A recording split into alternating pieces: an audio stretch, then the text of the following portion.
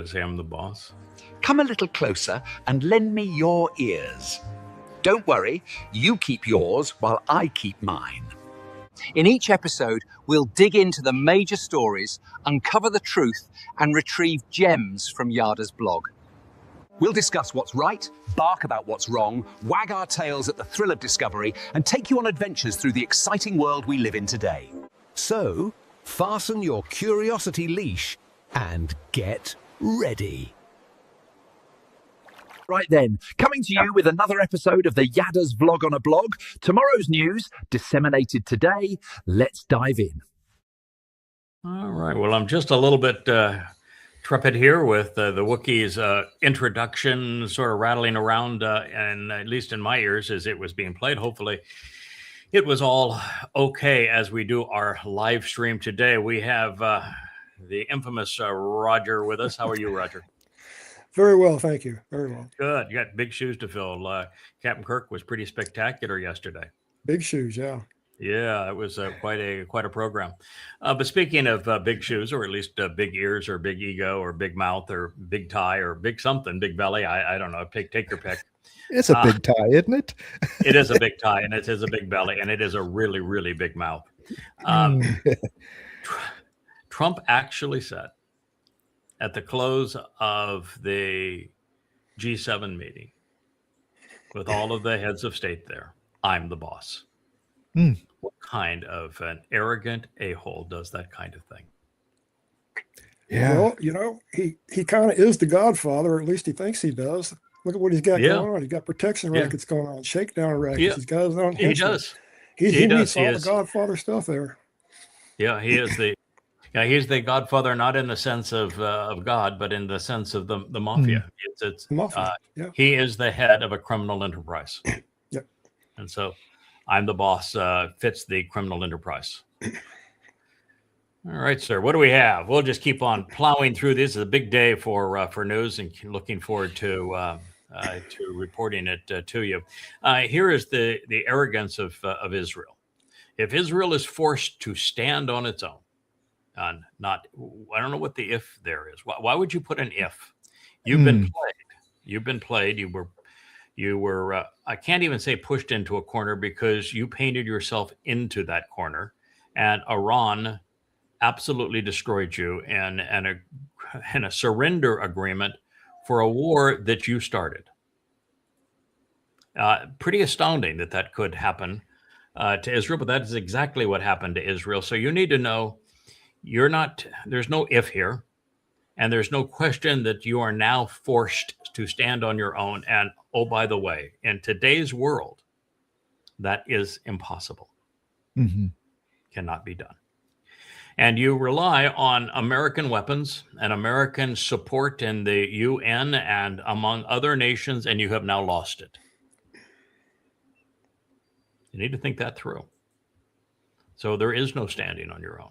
I mean, you've got to deal with reality. This is where you are. You did this to yourself. You were played to destroy Gaza. That was the purpose of Al-Aqsa flood on 10/7, was to taunt you into destroying Gaza. And when you did that, you set yourself up to be condemned and isolated by the world, and that is precisely what happened. And then you doubled down by attacking Iran not once but twice, losing both times, and attacking Lebanon not once but twice, and you became the pariah nation. And Iran outplayed you in this, because you're really crappy when it comes to the court of public opinion. You are just terrible at it. And you think that the only solution is to bomb things. And you put yourself in an impossible position. You are now in a position where it is checkmate. So let's deal with it. You checkmated yourself. If you stand on your own against Lebanon, the Muslims in Gaza, in Syria, or against Iran, then you will have irritated Trump and most Americans, causing both of them to have to eat the humility of surrendering again to Iran, which is not. It might cost another 300 billion to have to surrender again to Iran. You do that, and you are completely isolated in the world. You have no weapons systems. You have no money. You have no economy. You have no trading partners. You have no one to stand up for you in the United Nations. The Fakistanian state will be shoved down your neck. So if you do that, if you stand up, which is what this says, then you're done. And if you don't stand up, that's why this is checkmate. Then Hezbollah is going to build ever more rockets. The Hamas and Gaza will do the same, and the Syrians, at the behest of the Turks, are going to do the same, and the Egyptians are going to do the same, and ultimately now, because of this deal, without any sanctions on Iran, with Iran receiving $325 billion, and an economy without sanctions, where they can import anything they want and they can sell as much oil as they want at full price, they're going to position 4 million troops to invade Israel over the next 4 or 5 years. It's going to end horrifically for you. So you don't respond, that's your fate. The prophets have spoken of it. You're going to have 4 million Iranians that are going to invade Israel. And if you do respond, it's instant suicide. Put yourself in checkmate. So the rest of this says, we are the descendants of a people who survived Pharaoh. You survived Pharaoh not because of anything you did. You were slaves there. Mm-hmm. Mm-hmm. So you think about how you survived Pharaoh, because as a people, you did not survive Pharaoh. That's grotesquely wrong. That's the big issue with Israel. You did not survive Pharaoh as a people. Matter of fact, not only was it Yahweh who spared you, the very God whose name you erased, the entire time you were nothing but a-holes. You were disgusting. You were retrobates. Not only don't you get any credit for surviving Pharaoh, God killed the majority of you en route because you were so obnoxious. Moshe wanted to kill himself because you were so obnoxious. You get no credit for that. You also get no credit for surviving Rome because you didn't survive Rome. And because all 3 times it was your stupidity that brought the Roman legions on you. You invited all 3 attacks. The first one in 66 BCE with Pompey. And it was because you had 2 Grecianized Jews by Grecian names, that were fighting as to which brother would be high priest and which would be king, and high priest paid better. Mm-hmm. And that's why Pompey, because you didn't even have the fortitude to fight it out yourself. You tried to bribe other armies to come in and fight it for you, and the Romans said, no, you're not going to do that. And so you brought Pompey. And, then it was all manner of infighting that brought the Romans in under Vespasian and Titus. And then you lured them back with the stupidity of Rabbi Akiba, who is the founder of your religion, and his false messiah, Bar Kokhba. And you lured them back. And they flat out destroyed you, caused the Holocaust. You didn't survive them. You were deported. You were enslaved. You endured. If you think that is a victory, your country was taken from you. It was renamed, and you endured 17 centuries of abuse. Yeah. Yes. They left out the Assyrians, didn't they? They left out the Assyrians, where there no more Israel doesn't exist anymore. It's just Yahudah, They also left out the Babylonians. Mm-hmm. Yeah, they left out both. And of course, the Inquisition. You know why the Inquisition happened? Because you created Christianity. Mm-hmm. You created the enemy that was behind the Inquisition, the pogroms, and the Holocaust. Christianity. Christianity is 100% laid at the feet of Jewish malfeasance. You trained a rabbi to be a rabbi and to misquote God in rabbinic fashion to create the New Testament. You created that monster. And oh, by the way, you didn't even mention the Islamic attacks in 1948, 1967, 1973, the Intifadas. You didn't even mention any of those because you also created Islam.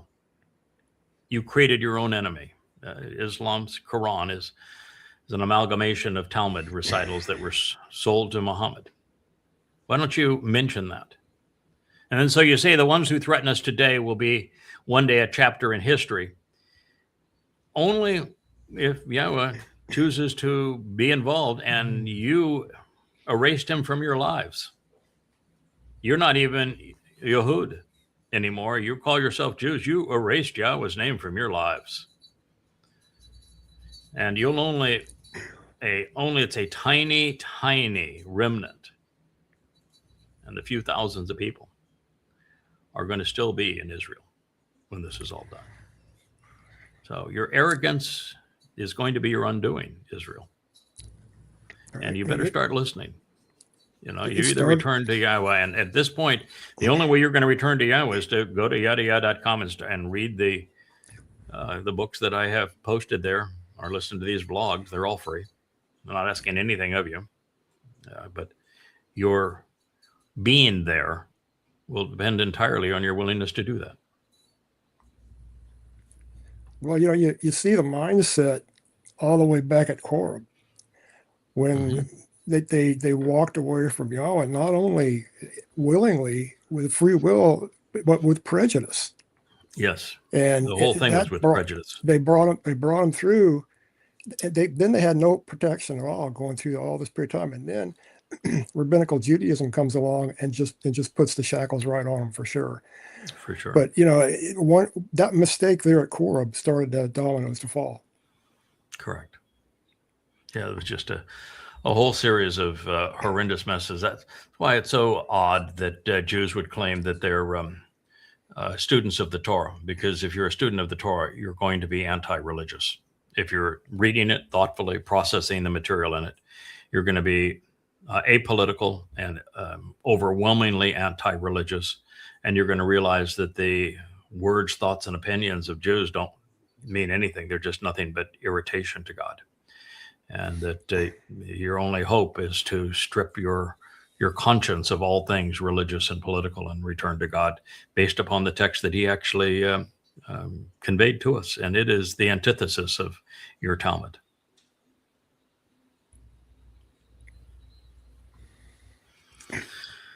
A socialist. Acknowledged socialist, just like New York. It's America was built because it chose free enterprise, and it rewarded free enterprise. And there wouldn't be a Washington, D.C. or a New York without the lure of free enterprise. That's what brought people here. And now that it has been built, you have Marxists that want to redistribute what others have built, even though a Marxist can't build anything. And so once it's, whoa, I'm so excited. Once it's redistributed once, it's squandered. It's all over. New York, Washington, no matter where it is. The Dems are dumb socialists. That's the reason why Trump is empowered and they don't get it. The rank and file of the Democratic Party and their primaries they're all socialists, and Marxism is a failed system. And they're going to triple down on it with this. They're just going to continue to, we're just not socialist enough. That's why we're not winning elections. They're just going to, They haven't spread enough dough around to everybody yet. That's the whole Marxist mentality. We're going to punish success and we're going to reward failure. And if you do enough of that, guess what you get? Yeah. Ubiquitous failure. Everybody's hungry. This is funny. No comment necessary. The only difference between those con men is one of them would charge you for the Kool-Aid. Mm-hmm.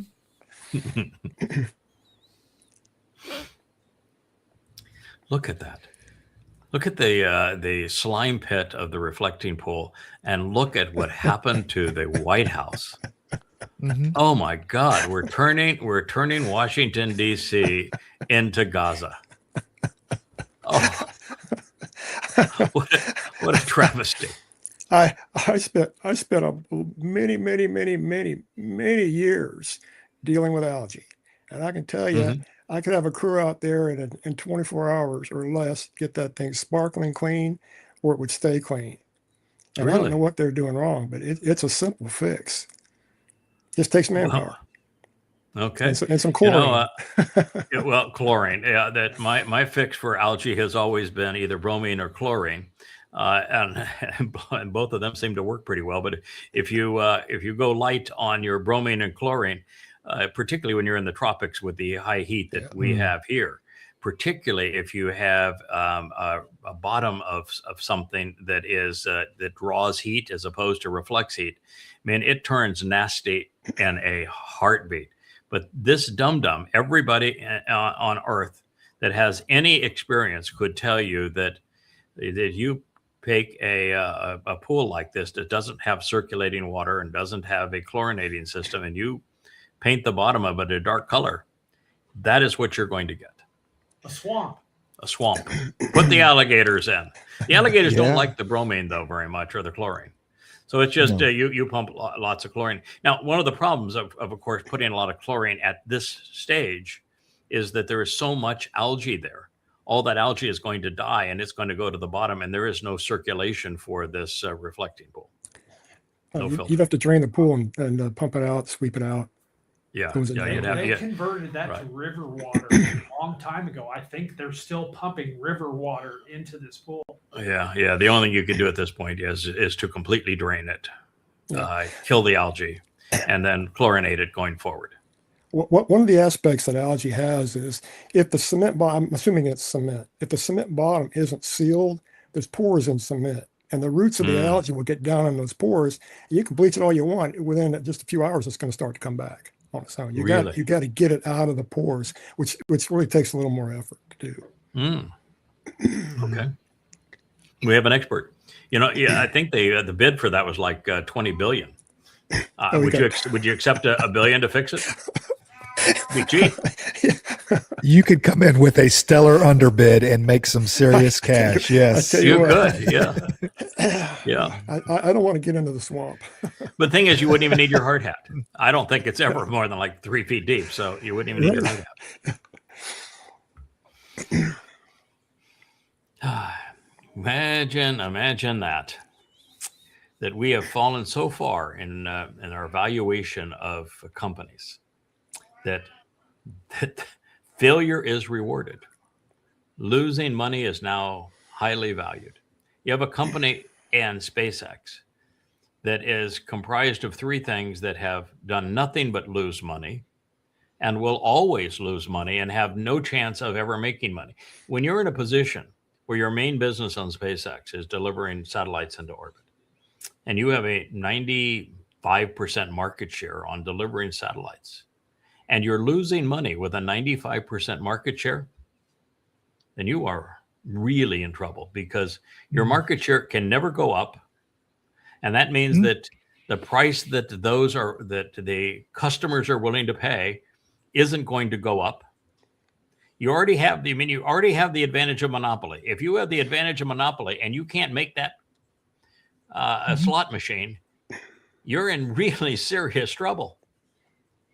So there is no chance whatsoever that SpaceX is going to make money when they already have a monopoly and putting up satellites, and there is zero future on colonies on the moon, and even less than zero future on colonies on Mars, and even more stupid would be data centers in space.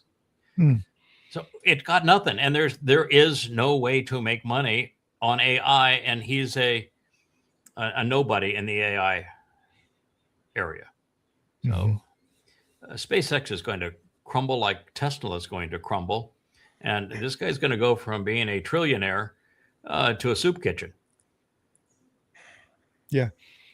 kind of already is a soup kitchen with the amount of government contracts. I'm just saying that it is. Yeah, Well, you're gonna this is if there ever was government welfare. Well, right now you've got government welfare in this man. That is what you got.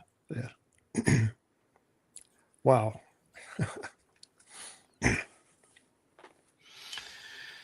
Yeah. So Donald Trump says that that Iran is not getting 300 billion.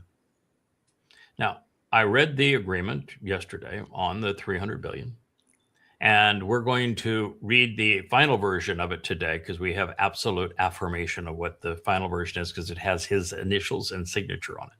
So we have absolute proof that what we're going to share with you today is the final version.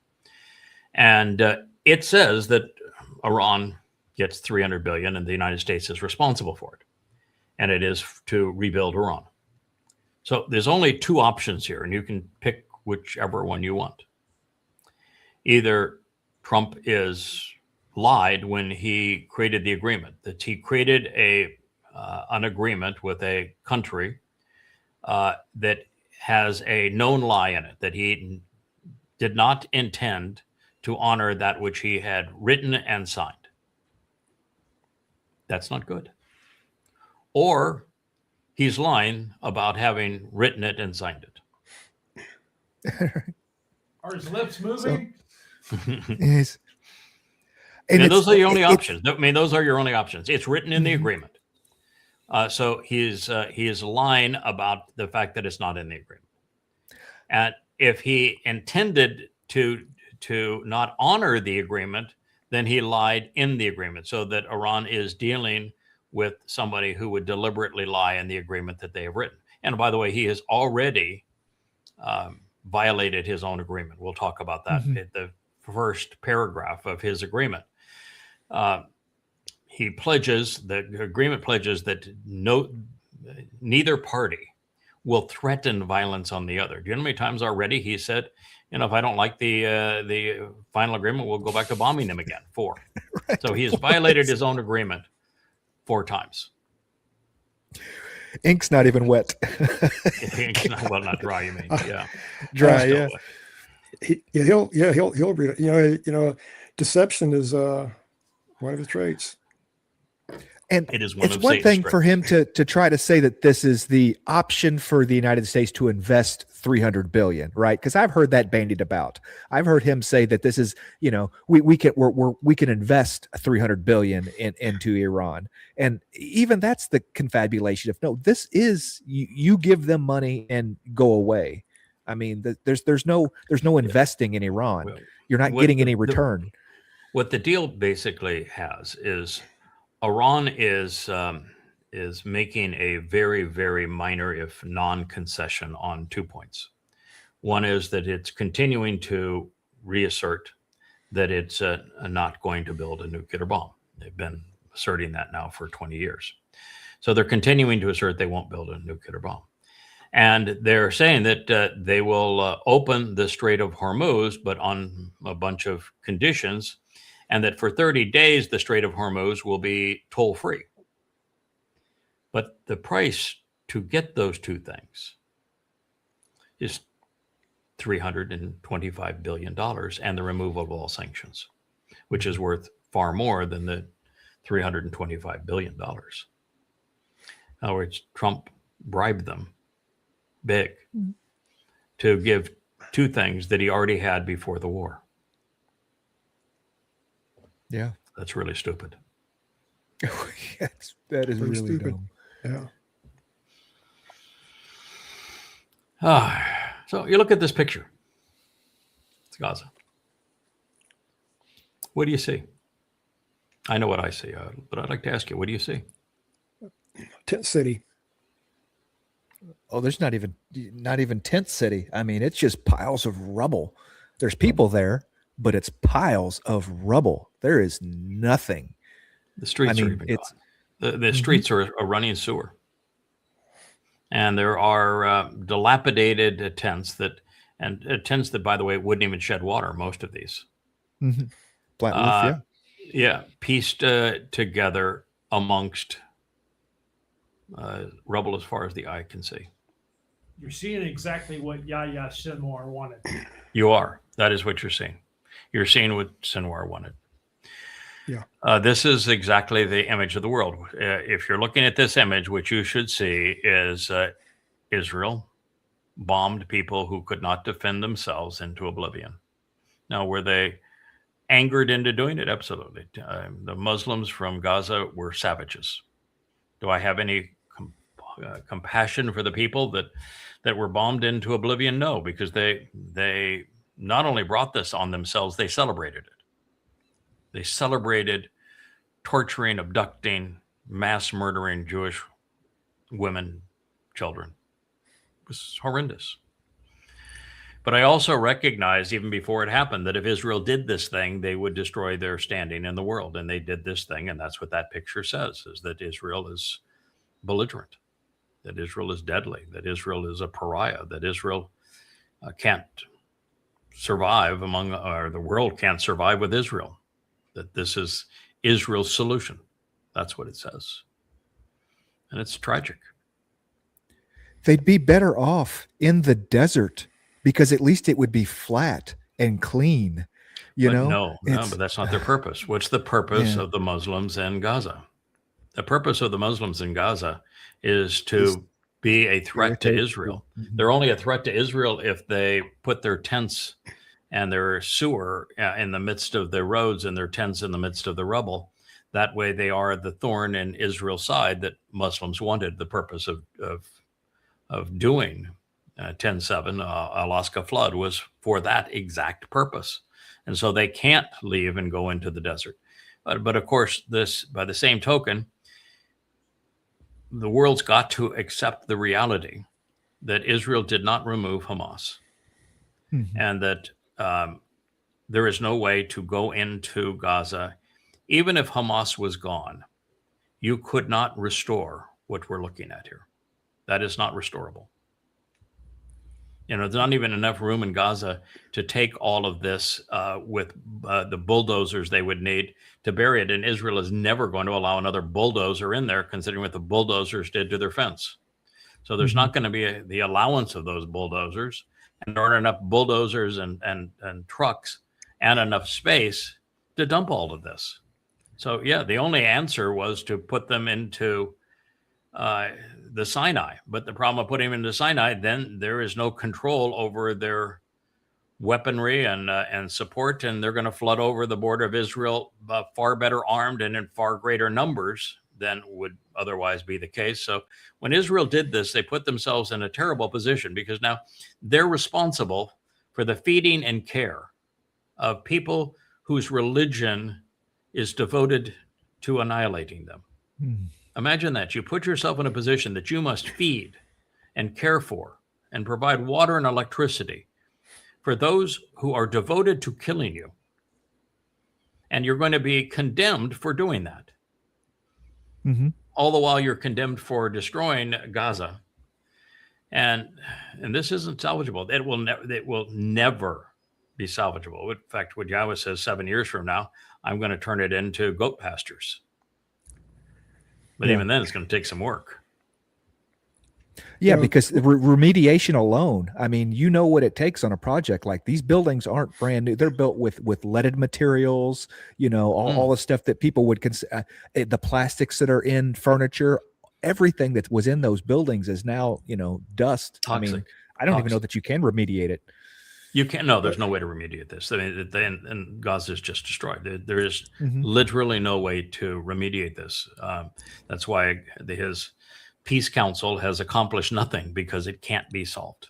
This is an absolute unmitigated disaster. Cannot be resolved. It is a sore on Israel's reputation for the next 7 years. It's going to be justification for the all but obliteration of Israel. Well, what I see here is I see a perfect propaganda picture. Yes, you do. And it's just feeding right into the narrative that gives the anti-Israelis their motives. Yes, yeah. But would this propaganda picture be possible without Israel's compliance? Without Israel's involvement in it? They didn't bomb their own buildings. Yeah. And so, yeah, we can be mad that this is a propaganda picture. We can be upset that the whole 10-7 was done to create this image so that Muslims could blame Israel for being genocidal and condemn the nation and isolate it and demonize it. We can be upset, and we should be. But the fact is, Israel has lost the ability to compete in the world of public opinion. And they did this thing. And since they can't frame the issue, the conclusion is that they're a pariah. I wish it were not so, but they did this to themselves. It's like when he's just so frustrated. What right does Iran have to tell Israel what it can and cannot do in Lebanon? I said, well, because Israel gave them that right by attacking Iran twice and losing in a war they had no chance of winning. They gave Iran that right, and they particularly gave Iran that right when they talked America both times into supporting them in that war, which was a complete loser. And eventually the U.S. is going to look for a way out, and the only way out is to sacrifice Israel. So they did this to themselves. They really have no one to blame but themselves, and that's the same story of the Exodus. Mm-hmm.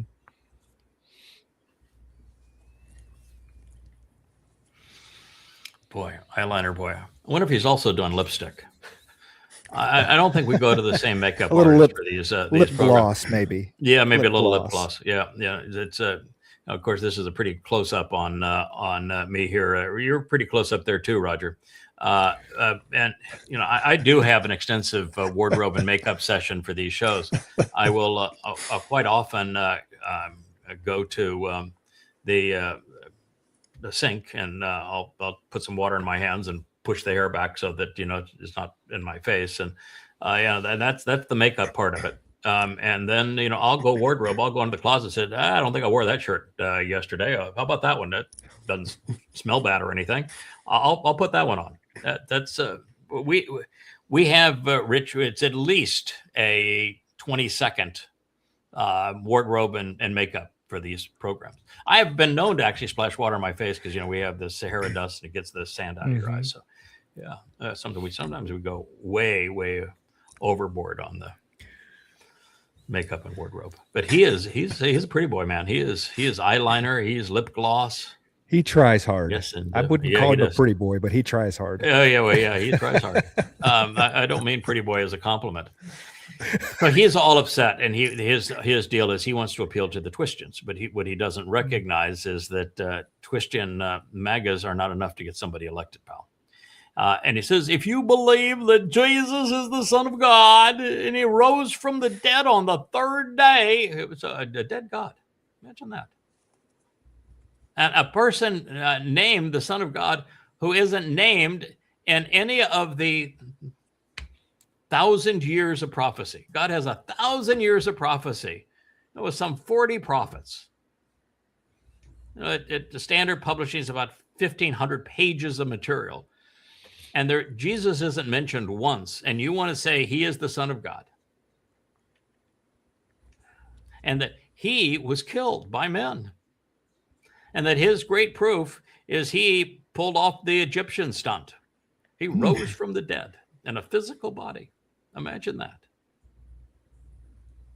There's a lot of progressives that will say you're a crazy person. Yeah, I'm going to say you're a crazy person. You believe any of that? You are a crazy person. I'm not progressive, and I can say that. So there's a lot of people. I'm definitely not progressive, but I'm here to tell you, you are a crazy person.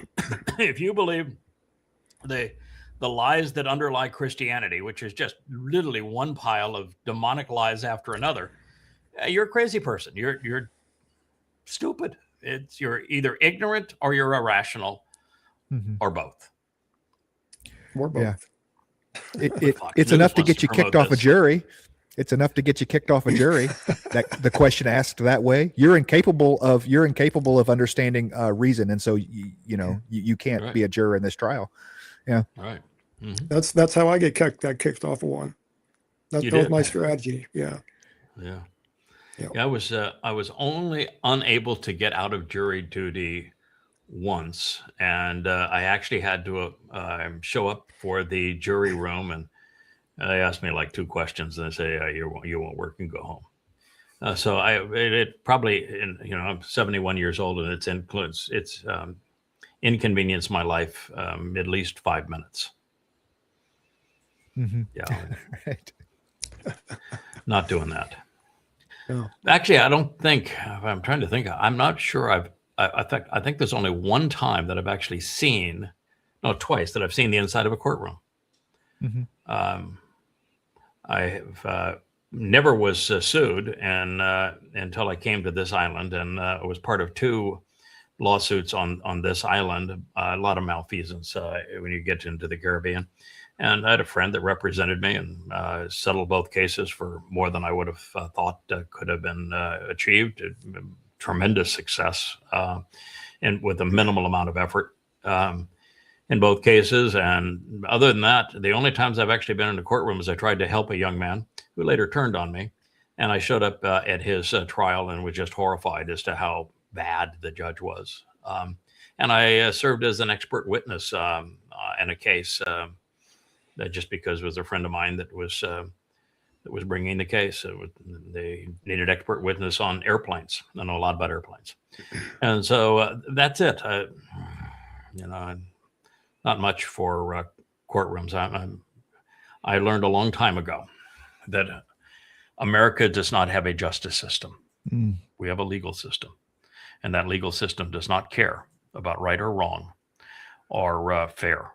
If you're looking for fair, that's not fair, and you use that term in front of an attorney, they'll say, you need to wake up and understand. We do not have a justice system. We have a legal system. What's fair is meaningless as you go forward here. Mm-hmm. Absolutely. Sad but true. This was pretty amazing. That the green there is the hundreds of thousands of hours in America that Americans are spending having romances with their AI companions. And the red is the time that they're spending on social dating sites, computer dating sites. So, it's a People big suck number on that social bad. on dating sites as opposed to trying to actually meet people out in the real world. But they're spending more than twice the amount of time with AI companions. Yeah. Dear AI, am I a handsome fellow? Do you really love me? Tell me the truth, AI. Right. Mm-hmm. It's always on. It's always there. It always tells you what you want to hear. I mean, Mhm. what? And I'm sure they can take on any pretty form that you want them to take on. Mm-hmm. Yeah.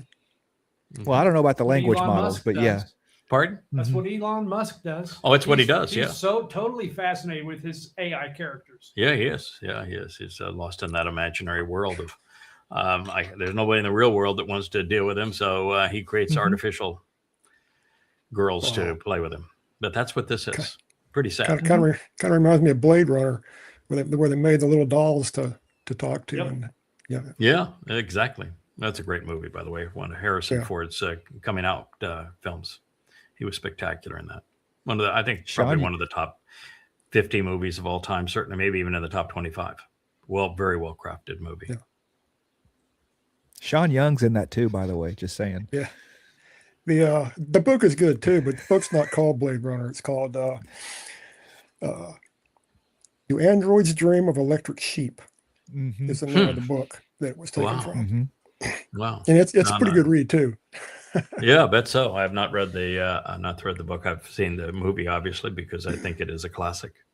And I'm a Harrison Ford fan. I think Harrison Ford's portrayal of Han Solo and of Indiana Jones are just two of the most engaging, lovable rogue kinds of pictures. It's when I've said it the last time that I mentioned Harrison Ford and his ability. And actors typically play themselves, and he, of course, is playing himself in both of those movies. That's how I got the hat, the Indiana Jones hat, and digging in the dirt, and in some of those, in some of our portrayals. Look at this. Boy, talking about shit on a shingle. You got Mertz over there. You got Starmer. You got Rahab, and you've got Macron. Yeah, I think of the Four world of them in a are mess. doomed. They are doomed, and they don't even know Absolutely. it. Mhm. Those are their popularity. If you were to combine the popularity of those four goons, I'm not sure you would get to a majority, even if you combine them. Mertz is down in the 15%. Starmer is in the 10%. Macron is, I don't know, sub 10%. And Trump, he's got the MAGA true believers here at about 38. So I guess you'd get, because of Trump's MAGAites and their insanity, you'd get to 50%, but barely. Yeah, it is a Europe that is ripe for war, just so these guys can stay in power. You know, That's exactly that's. So it's a And that is what people do. They politicians, when they're on the way out and they have no options, they declare war because people rally around their leaders during times of war. Mhm. yes, it's a little little self-liking group there, little group like. They actually they hate don't each even other. like each other. Yes. Oh I no, was they gonna hate each other. say. Look at Starmer's expression. Mhm. They hate each other. I'm the boss. Where's Zelensky? Where's Zelensky? Yeah, too busy The bombing camera might Russian be too high refineries. to show him. Yeah. He doesn't qualify for G with a great, I guess. Yep. Yeah. Here is the dumpster. He is at the G7, and he is fanning the flames of his agreement. And what he's saying is the reason that I negotiated this deal, which, by the way, he didn't negotiate the deal. He was given the terms of surrender. Those terms of surrender haven't changed really from Iran's 10-point plan that we talked about 2 months ago. But it is lose-lose, which is Satan's way. But he claims that he had to do the deal because he was so concerned about the world going into economic collapse. And the only reason the world would go into economic collapse is because the Strait of Hormuz was closed. But the Strait of Hormuz wasn't closed before he started his war. So he's now saying, I'm going to buy my way out of my mistake with $325 billion. Mhm. Hey, dumpster. Shrewd, very shrewd. Oh, shrewd, man. I'm going to bankrupt America even further to buy myself out of the mistake I made. And then I want to pat myself on the back for saving the world economically. I just got to wonder how all that would be cut up. Who'd get what cut, what percentage on down the line, how far that's going to be spread throughout the community. Oh, well, in Iran, the 325 billion. Yeah. Well, I think Iran's going to do a number of things with it. I think clearly they're going to spread some amongst the people who were supportive of them and sacrificed during this war. They're obviously going to increase their manufacturing prowess in missiles, which will be really easy for them to do because they won't be sanctioned now, and will be able to have access to more solid fuel boosters, which are instantly ready. They're vastly superior to liquid fuel boosters. They make them, but they'll have all the components to make them in much greater quantity. They will increase their drone manufacturing capability. They'll build more factories underground. They will arm and train the 4 million that will be invading Israel over the next few years. I mean, there's a lot of things they're going to do with it. And, and the thing, too, about Iran that's quite different than other countries is there are no super wealthy entrepreneurs. The people that were making big money on oil back in the days of the Shah are living in Brentwood right now. So what is an Ayatollah going to do with bucks? What is a Islamic Revolutionary Guard going to do with a bunch of bucks? It would go against their whole mentality. So, the majority of it, I think, will be used responsibly, and the others will be used to build up their military to destroy Israel. Yeah. makes Yay for Trump. it makes perfect sense they'd put it to work in that way, for sure. Yeah, it'll be a blend of all those things. They're going to continue to engender the loyalty of the citizens by having not only won the war against the United States and Israel, but by enriching them and spreading money around that community and saying, this was in gratitude for what you've done. But at the same time, and it's not going to take big money, but they'll have plenty of money because now they no longer will be selling oil at a discount. All sanctions are lifted. They won't have any problem importing anything. They'll go back to their tolls very soon on the Strait of Hormuz. But between the sanctions, the tolls, and the $325 billion, it puts Iran in a really, really favorable position. Yeah, I wonder if And they by have the way, enough. that's going to be it's. By the way, it's more than that because all of the Arab fiefdoms around them are going to be paying protection money. Yeah, Yeah. I wonder if they have enough people and enough construction industry to ramp up all the building projects because they have airports to rebuild. They have Bridges, public dams, infrastructure to rebuild, bridges, hospitals, aqueducts, all this, schools. hospitals, schools. Yeah, I mean, I wonder how fast they can ramp up. Well, the interesting thing is construction. they don't have to ramp up the building of their nuclear program or of their missile program or their drone program or anything of that nature because they were already underground and they were unfazed. Mm-hmm. So all of the money they can spend on public processes because even when sanctioned, they had plenty of money to bury everything, and the West made no dent in any of it. So their military infrastructure hasn't been hurt at all, and they don't want a conventional navy. It wouldn't do them any good, and they don't want an air force. Wouldn't do them any good. So they'll double down on what got them here, and one of the reasons they're in a position to say we don't want a nuclear bomb, they didn't want a nuclear bomb previously. They don't want to destroy Israel. They want to conquer Israel. That's the goal. And since they have 4 million men that will be armed that are going to march into Israel, the last thing they want to do is to detonate a nuke there that would make it impossible for them to invade Israel. They want the Great Jihad, and the Great Jihad has to be into a place that hasn't been nuked. So that's why Iran never built their nuke, and they may have them now, but they're not going to blow them up in Israel. That they'll use them for other purposes.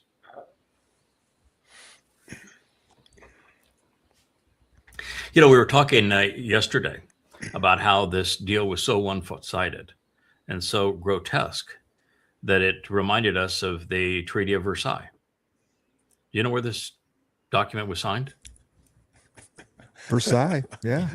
In the Palace of Versailles. It was signed in crazy. exactly the same place. So the very Treaty of Versailles, signed on June 28th of 1919, that charged Germany with what was then $30 billion and reparations, was signed there in the Palace of Versailles, and it brought on World War II. And this one, who knows? It could bring on World War III, but it was signed in exactly the same place. I would ask you, though, do you know what $30 billion, which was the fine on Germany for war reparations, what is $30 billion in today's dollars? Do you know? Only because I read the Post. I think it's $300 billion. That is correct. That is what we've done to our currency. That's how deficit spending and keeping the illusion that there is solvency by increasing the monetary supply, quantitative easing. That is what it has done to the value of the currency. The U.S. currency since 1919 has been devalued to the point that 30 billion then is 600 billion today. Pretty astonishing, isn't it? That's what, a 95% devaluation of the currency? Yep. Yeah. I could tell it at the grocery store this morning. Yeah, it's boy, you come here and you look at the price of eggs or meat or anything. It's even building materials. I could not do what we did in terms of the restoration of this property. Things are just prohibitively expensive. I would have found, I mean, just leave the country for, go sign it in front of the Eiffel Tower. Of all the places, why couldn't you just find anywhere else, right? You know? Yeah, well, Anywhere else. egotistical. He wanted to go down in history. But Oh, you know, these- the problem is when you have a deal, and this is the problem that Iran's going to have to deal with, is that just like the Treaty of Versailles, it was so one-sided that it wasn't honored, and it brought war. This deal is so one-sided in favor of Iran. They negotiated too good a deal, and when you negotiate a one-side deal, it's never honored by the other side. So they actually erred in pushing it too far in favor of Iran, and you can do that in a deal. That's why I talk about deals all the time.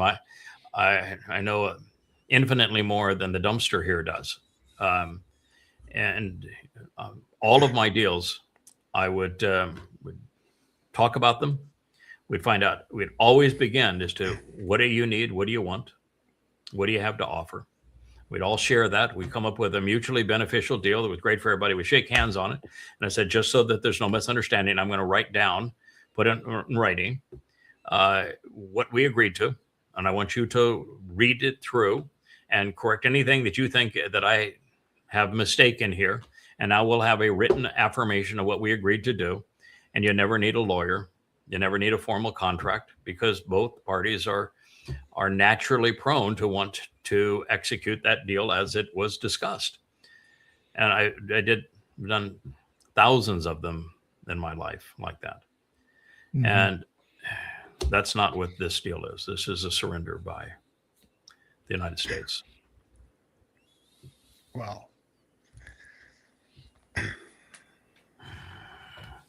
Pretty boy there. And Pretty Boy there wants you to know that everybody's going to be safe when the transgender girl at a school feels safe. Then everybody's going to be safe if she's safe. You piece of crap. Have you no concept? Have you ever thought through anything in your life? Ever done any research?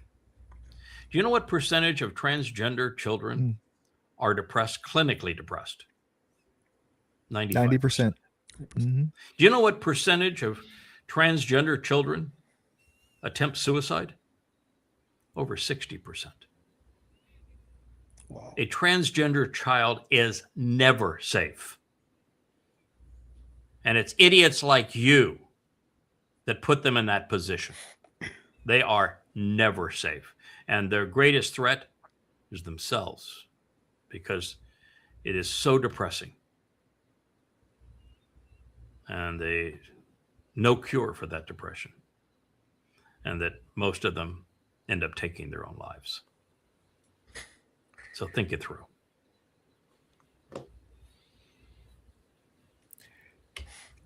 The whole idea of transgenderism and promotion of transgenderism, it just completely blows my mind. I don't understand it whatsoever. I mean, absolutely no one gets anything at all out of it. You know, No, I mean, no. Well, there's a group that does. The Marxists, the progressives, the socialists want to control society by imposing their morality on society, and their morality is really weird. And the weirder their morality, the more influence they have over society. And you now, since transgender and it used to be, lesbian, bisexual, gay, and homosexual. But now it's an acronym that's as long as your arm. You can't even keep track of all of the letters now. whatever mental disorder you have, we love you too. Whatever it is, if you want to be a duck, a furry, I mean, you name it. What they have done is replaced normalcy, and a society doesn't function unless men and women come together and have children and raise those children. That's the foundation of society. It has been forever. And when you screw that up, you've screwed up everything. And they've screwed that up, and they've done it deliberately. And as we've talked about on this program so many times, I do not care if you are a lesbian or you're a gay man or you are bisexual. Do not care.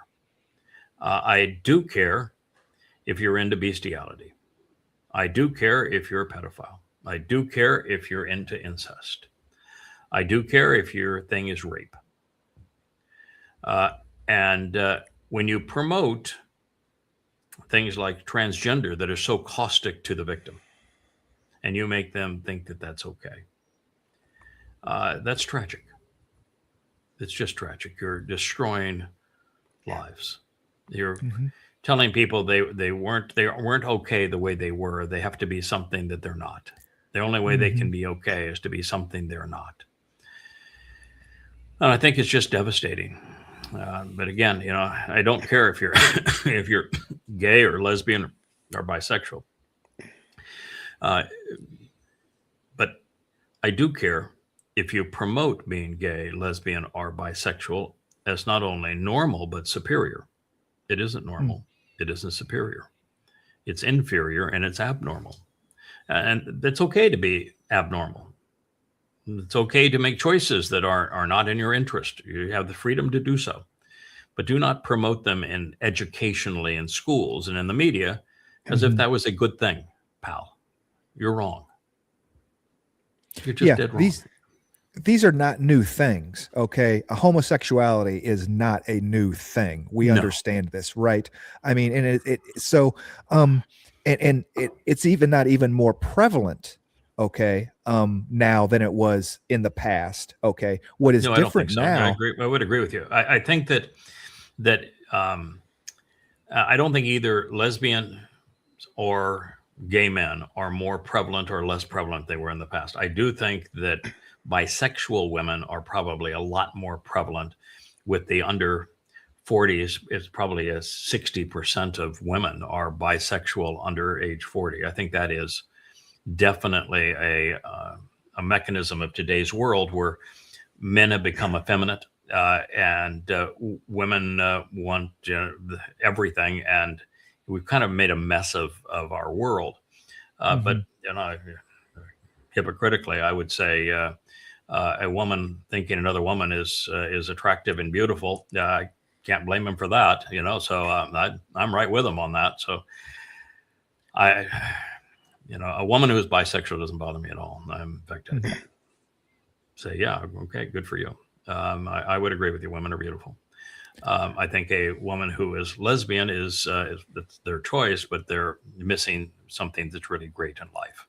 And a man who is homosexual, I've had lots of friends. I've had lots of employees that were homosexual, and great relationships with them. But our deal is you leave your sexuality out of our discussion and out of all of this, and we can get along on other subjects.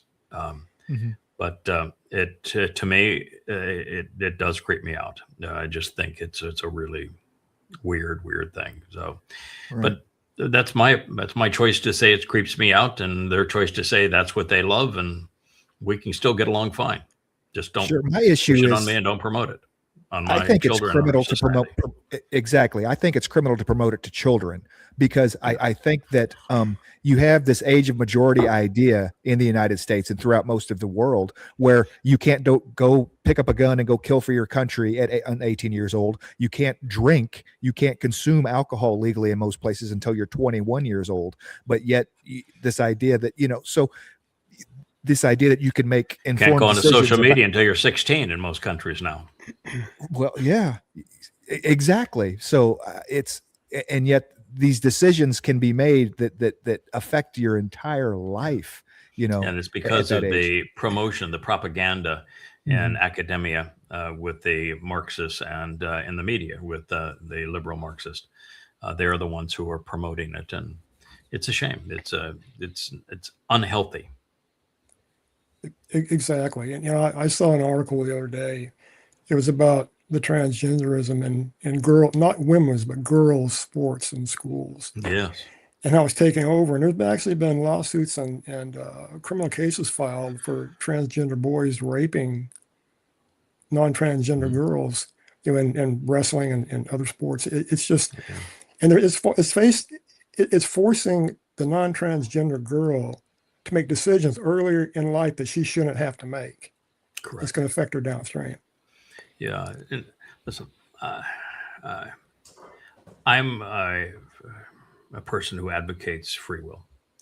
And so as an adult, if an adult wants to do transgender surgery or drugs, and they're willing to pay for it so that they don't get their antidepressant medication paid by the taxpayer, they don't get their surgeries paid by the taxpayer, they don't get their shrink counseling time paid by the taxpayer. They make the decision they want to do it as an adult, and they pay to have it done as an adult. And they don't go around and promote it to children to do the same thing. Then it doesn't bother me. Go ahead and do it. Do not care. But when it's the way it is now, it's a tragedy for society. Mhm. It's really a travesty what we've done, and the increase in suicides and in depression are a legacy of that.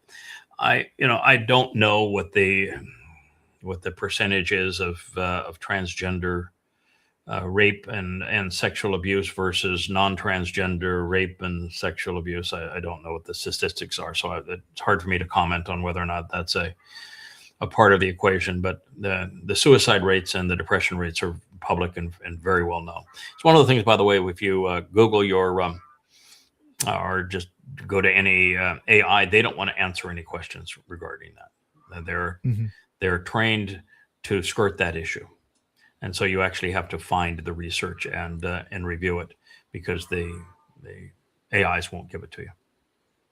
And I want to be clear about one thing too. This is a percentage of the population that is statistically non-existent. We're talking about less than 1% of the population. You know what I'm saying when it comes to transgenderism worldwide. And so much is made about the simple fact that we're talking about something that affects 1% of the population of the world blows my mind. That why is this even an issue? Why transgenderism was a tiny fraction of 1%. I mean, less than 1/100th of 1%. It isn't that now. It's actually because it's become so promoted that it's and it's like being anti-Semitic today. You're only cool if you're anti-Semitic, and so I have all sorts of friends that have transgender sons and daughters. There's a lot of money involved. Well, there is a lot of Look money at involved, what but it's Vanderbilt University got caught. Their entire medical center promoting it, making tens of millions of dollars, showing a profit they have never had before. Yeah, and it's not being paid for by those wanting the surgeries or the treatments. It's being paid for by taxpayers who are opposed to it. That is unfair. That is absolutely not right. It's part of the one problem of socialized medicine.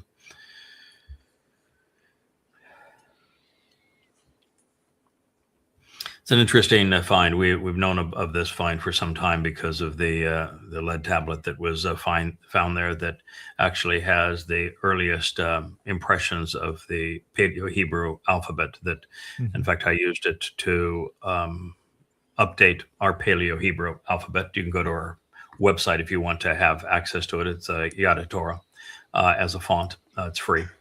Everything on the site, of course, is free. This is Mount Ebal. It is where the children of Israel, once they crossed the Jordan River and entered the Promised Land, there's a valley in between, and I said, just for so that you understand what's at stake here. I want one group shouting that if we pay attention to, we observe, and we listen to and act upon God's Torah guidance and instructions, we're going to be blessed. The world's going to be really good for us. And if we oppose it and override it and reject it, it's going to be really bad for us. The curses are going to follow. This is the reality, and shout it back and forth so you understand this. And on this side, this was the cursed side, and they found a tablet that affirms that Yahweh said we'll be cursed if we ignore his instructions. And that was extraordinary, because that's exactly what the Torah said happened exactly at this spot where Yosha had built exactly this kind of an altar.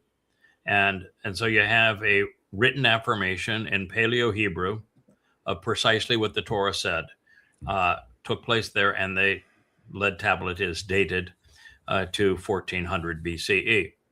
And amongst the other artifacts was a cartouche of Thutmose the Great, who was the pharaoh of the Exodus. Pretty amazing, huh? Wow. Pretty tough to deny that one. The Torah Yeah, coming you got alive. no denials for me on any of this. I'm just wondering why they found animal bones. I understand the altar was used for things other than they found Pesach. three kinds of animal bones. It's the three characters in God's story: the ram, the bull, and the goat. That's what they found. The whole story revolves around the ram, the bull, and the goat. And when you come to understand who those three characters, who they represent, then you're in a position to understand God's story. Until you do, you can't. You know, when I look at this picture, I hadn't seen it before. This is the first time I've seen it. I just see the Torah coming alive in my mind. It just really resonates with the crossing, the Korab, the coming there, all the struggles they have, and they finally making it, and they build the altar. It just brings it all together into one good solid piece. Yeah. I don't have a memory of this. It's interesting. I've been translating. I just finished translating everything pursuant to the birth of Moshe and his father and his mother. It's one of the most interesting episodes ever, and what it reveals. But Moshe's father lived for 137 years. 17 when he conceived Moshe through his wife, whose name was significant to Yahweh. At 137, if he conceives Moshe at 17 years old, what year does he pass away? 20 years into the Exodus? Nope. No. 137 years, 17 is before he conceives Moshe. He lived 120 years. Oh, Moshe was 40 years in Egypt. He was 40 years in Arabia. He was 40 years during the Exodus. His father was with him until the day before this occurred. The whole time his father was there. Likely his mother. God does not let those who mean the most to him struggle alone. They were there the whole time.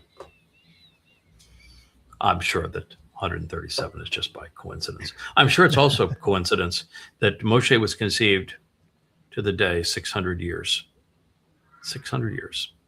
after the covenant was confirmed on Mount Moriah.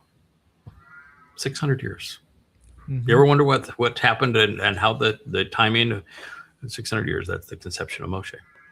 And you think that Yahweh went all in? I'm going to roll the dice on the liberation of my people so that there is a Israel that I can affirm my promises to, and a covenant that I can keep this world afloat. And my Torah, which is my owner's manual for how you should conduct your lives. I'm going to go all in with a 3-month-old baby tossed into the Nile in a genocidal culture. I'm going to go all in with that. Or do you think maybe he had placed his parents there, and that the first time that Moshe's soul shows up wasn't there in the Nile? Maybe he had some experience with Yahweh prior to that, like Joseph. And wouldn't Joseph's name be interesting if it said, "I'll do this again," which is what Joseph actually means? And oh, by the way, you know who raised Moshe until he was a very imposing young man, probably well into his 20s at that point? The Amma. She played the whole scene. She orchestrated all of it. Is the Amma. Wow. Just saying. Wow. You're going to get a kick out of it when we go through. This is what God arranged and how everybody has missed it. Right. But anyway, this took place the week after Moshe was given his aerial tour of the Promised Land, and the year that his father passed. Be redeployed again, though. He wouldn't be gone for a long time.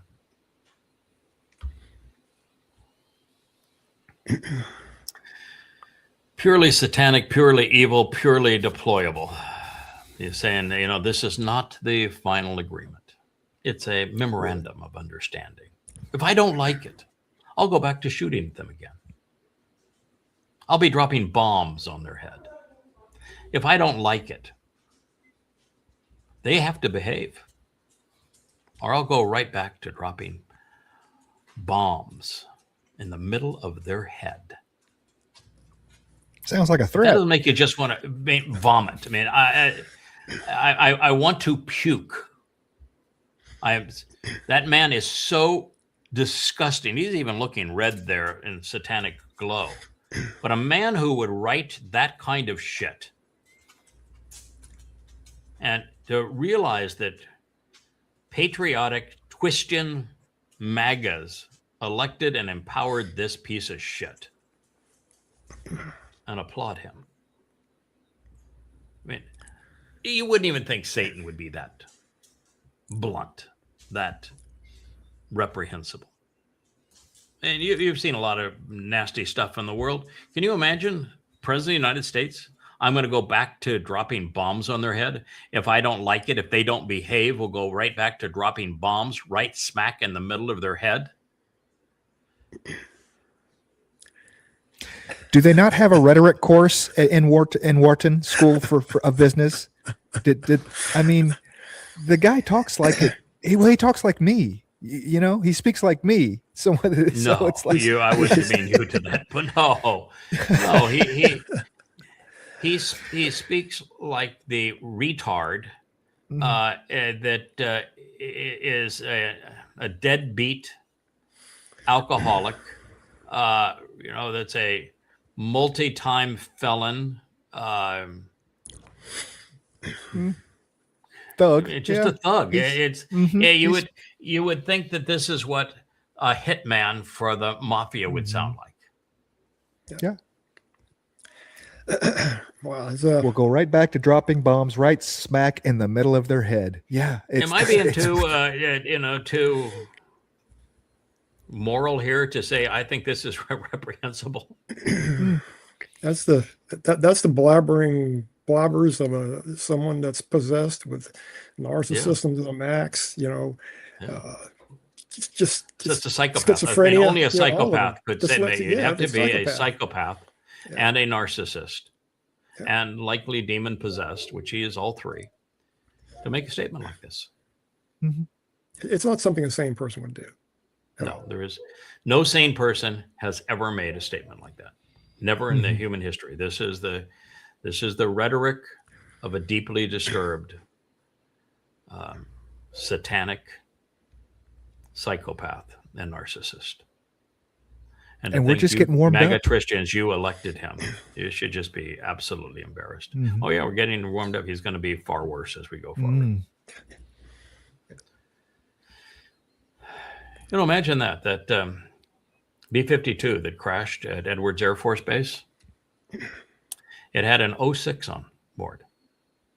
06 is a full bird colonel. It had 2 05s, lieutenant colonels. It had 3 04s, which are majors. Can you imagine that? And the other two guys down here, they're civilians. On They were what is taking a reported as a test flight. They were taking a joyride with 3 colonels taking a joyride. Well, where I live is not very far from McCoy Air Force Base. It's now called Orlando International Airport, but those original 2 runways there were designed to handle B-52 bombers and a flight of nuclear fighter jets too. One day, or in 1973, one of them took off, lost an engine. Instead of going straight ahead, the pilot tried to make a U-turn back and plummeted into a city block area just north of the airport there. There's still no houses built on that site. and killed them all too. No, there's 8 engines on that airplane. How could you crash the airplane losing one of 8? Right. The thing is to keep going straight. Oh, Don't dip a wing. you know, I owned, I've owned a lot of airplanes, and when you own high performance airplanes, you go to flight training, you go to simulator school, and 2 of those airplanes, they actually came up with the plan that if you lost an engine on takeoff, you do a 180 turn and you come back and you land downwind on the same runway that you took off, if you have reached 1,000 feet in altitude. And you realize that when you go into a bank turn like that, you lose lift. And you're in a turn like that and you don't have any power and you're trying to hold the nose up, you're going to stall. And that 99% of people that try that maneuver are going to die and they're going to kill everybody in the airplane. Where you actually have a very high likelihood in an airplane, if you just fly straight ahead and you try to find an open area, all you have to do to survive, because you're going to go from above stall speed, which, in most airplanes with full flaps and everything else, you could probably get down to 60 to 65 knots. And if you're at 65 knots, call it 70 some odd miles per hour, all you have to do is extend the stop. If you stop because you run right into the ground, you have not extended that stop. That from go to stop is instantaneous. And the G factors, when you go from go to stop, even at 20 miles an hour, is going to kill everybody. Mm-hmm.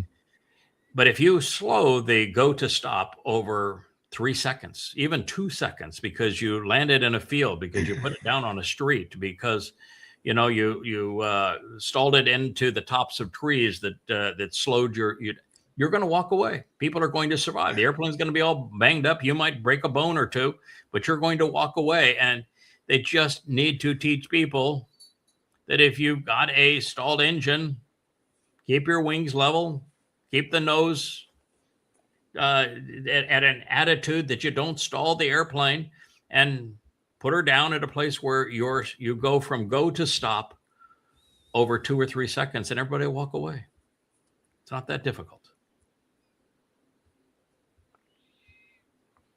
So I guess what we're saying here is that you called it a joyride, and were you being serious?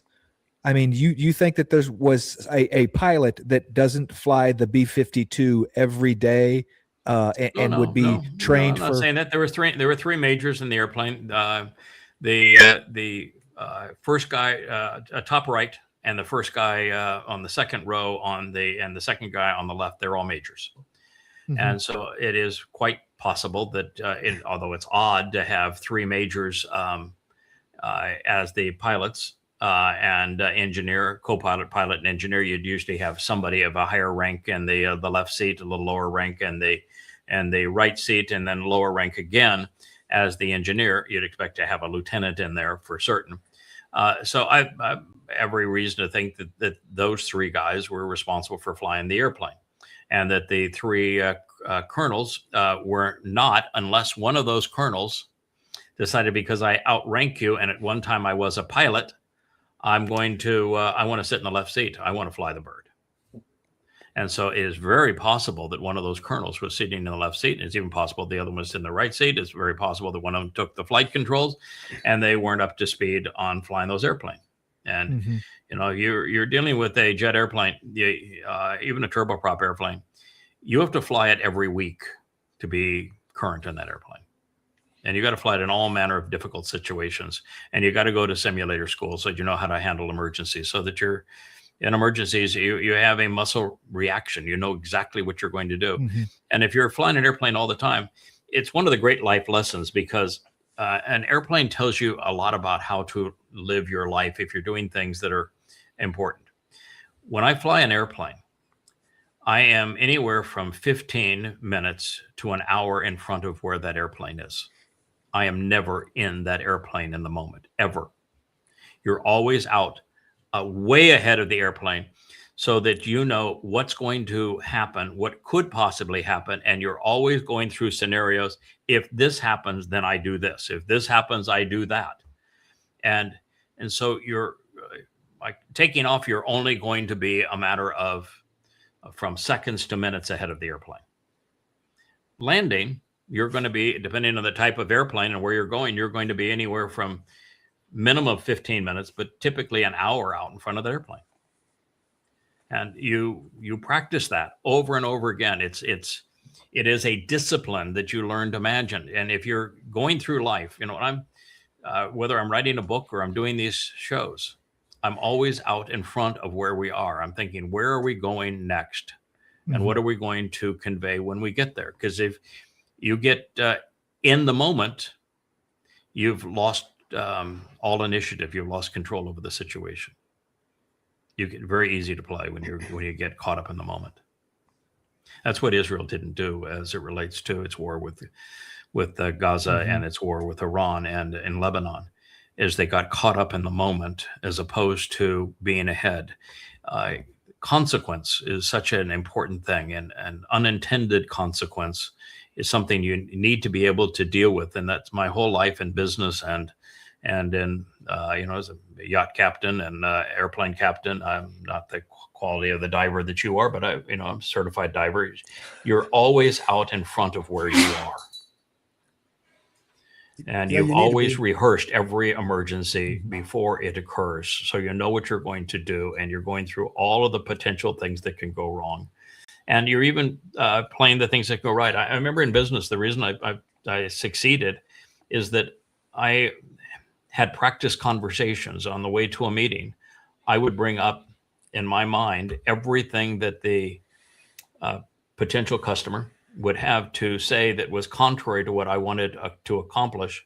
And I realized that if I framed my response, and it was spontaneous, a good response that's spontaneous is infinitely superior than the perfect response that's delayed by an hour.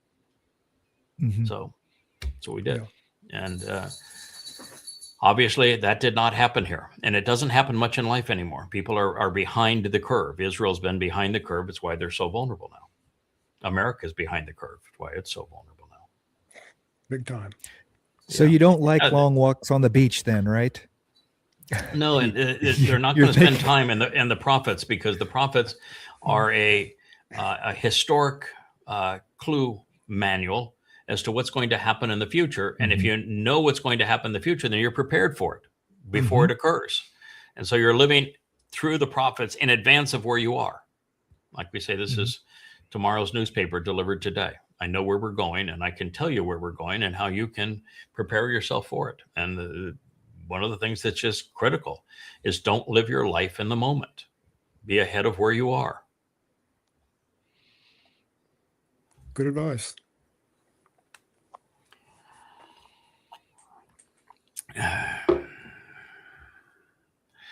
So, from Israel's point of view, President Trump's agreement to win the war with Iran is a disastrous deal, because it accomplishes none of Israel's war claims. Wrong. Okay, it didn't accomplish any one of Israel's war claims, and none of Israel's war aims were accomplishable. They were not going to get regime change. It was impossible under those circumstances. They weren't going to eliminate Iranian missile production. It was impossible under their circumstance. And they were not going to eliminate Iran's nuclear stockpile. They were not going to get any one of those three things done, nor they're going to sow chaos in the region so that they could have Israeli hegemony. So Israel's goals were impossible, but that is not the reason that this deal is a disaster for Israel. God, get your head out of your tuchus, people. Why can't anybody think that is not the reason that this deal is a disaster for Israel? It's not because they didn't meet their war goals. America didn't meet any of its either. Trump had 4 things he wanted to achieve. He got none of the 4. That isn't the reason it's a disaster. The reason it's a disaster is that Israel was put in a place where it's checkmate. No matter what they do, it's certain destruction of the Israeli state. That is why it's a disaster. They played themselves into checkmate. And they don't even see it yet. They don't even see it yet because Rich, God bless him, has been all over X saying to all of those, the Israeli posters that, he told you this was going to happen at this time in this way as a result of this person 2 years ago. He repeated it through tens of thousands of posts, and not one of you listened. And now you know it's for real. What are you going to do? He's the only one who told you what was going to happen. You all disagreed with him, and he was right. Now, how are you going to do? Israel played themselves into checkmate. There is no answer for Israel. Just like we constantly said, there's no way out of this war with Iran other than surrender. And that's what it turned out to be. Well, there's no solution for Israel. It's checkmate. Well, They can't defy Trump, and they can't allow Trump to control them. It's either way. It's certain death immediately one way, and it's certain death a year or two delayed the other. They're looking in the wrong place. They're relying on their rabbis, their rabbinical types, rabbinical Judaism. They're relying on their IDF when they should be relying on Yahweh. On the politician, Yeah, they're nowhere close to that, because they're so enamored and reliant and egotistical about what they think it means to be Jewish, what they think it means to be Israeli, what they think is their what it is to practice Judaism. What they think about the IDF. They've been played, and their ego and hard-headedness, stiff-necked nature precludes them of realizing that they painted themselves into a corner that there is no way out. And it's going to get hellacious. And there is one solution and only one solution, and there isn't even 1 in a million Israelis that recognize it. Yeah. They're still with the rhetoric of, we're going to just go finish it ourselves. Yeah, they are. Many of them are. Oh yeah, many of them are defiant, saying we're not bound by Trump's agreement. We're going to go finish this ourselves. If Israel were to go and do something aggressive in Iran, the entire world would just squish Israel. Gone. And even if it continues to fight in Lebanon, Trump will squish Israel. And you can brag all you want, Netanyahu, but when you promoted Donald Trump as the second coming of Cyrus and say no American president's ever been as great to Israel, no person in the world has ever been as great to Israel, when we all knew that Trump was the Rahab, that he was the great betrayer of Israel, when you did that, you sealed the fate of your country. You are now the man who destroyed Israel. Touchdown. Yep. All right.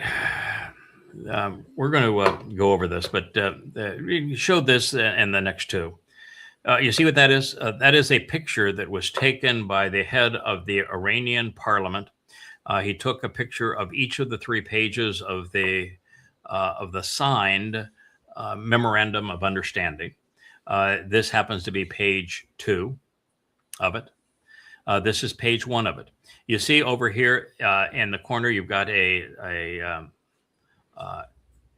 not a signature. It's just the initials. So it's initialed by the head of the Islamic Parliament of Iran, and it's initialed by Donald Trump.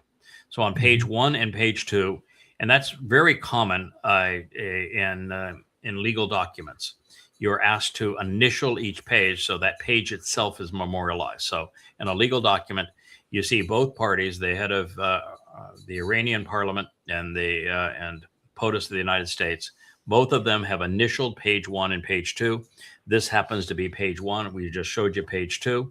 He's going to hold up page 3 with himself. I think the next slide should do it. Oh no, well, we got one here, but we'll find one here. But the fact is, he's holding up page 3. So that's all 3. So now we know, because we have Donald Trump's signature on it, and we have the Iranian signature on it, and we have the president of the Iranian parliament holding it up, that we know exactly what's on that document. No speculation now, no translation from a third party. That is the document that was signed by Donald Trump in Versailles. And I posted the full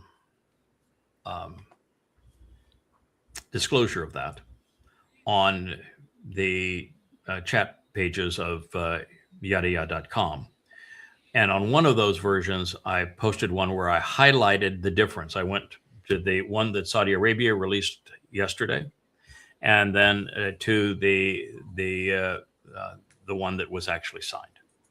And there are some significant differences between the two, and I want to share those differences, and I want to talk about what the differences mean.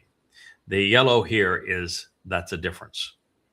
So this is one of the most important documents of our modern age. It is the new Treaty of Versailles. It will usher in the destruction of Israel. It is the betrayal of Israel. That is, its primary purpose is to betray Israel.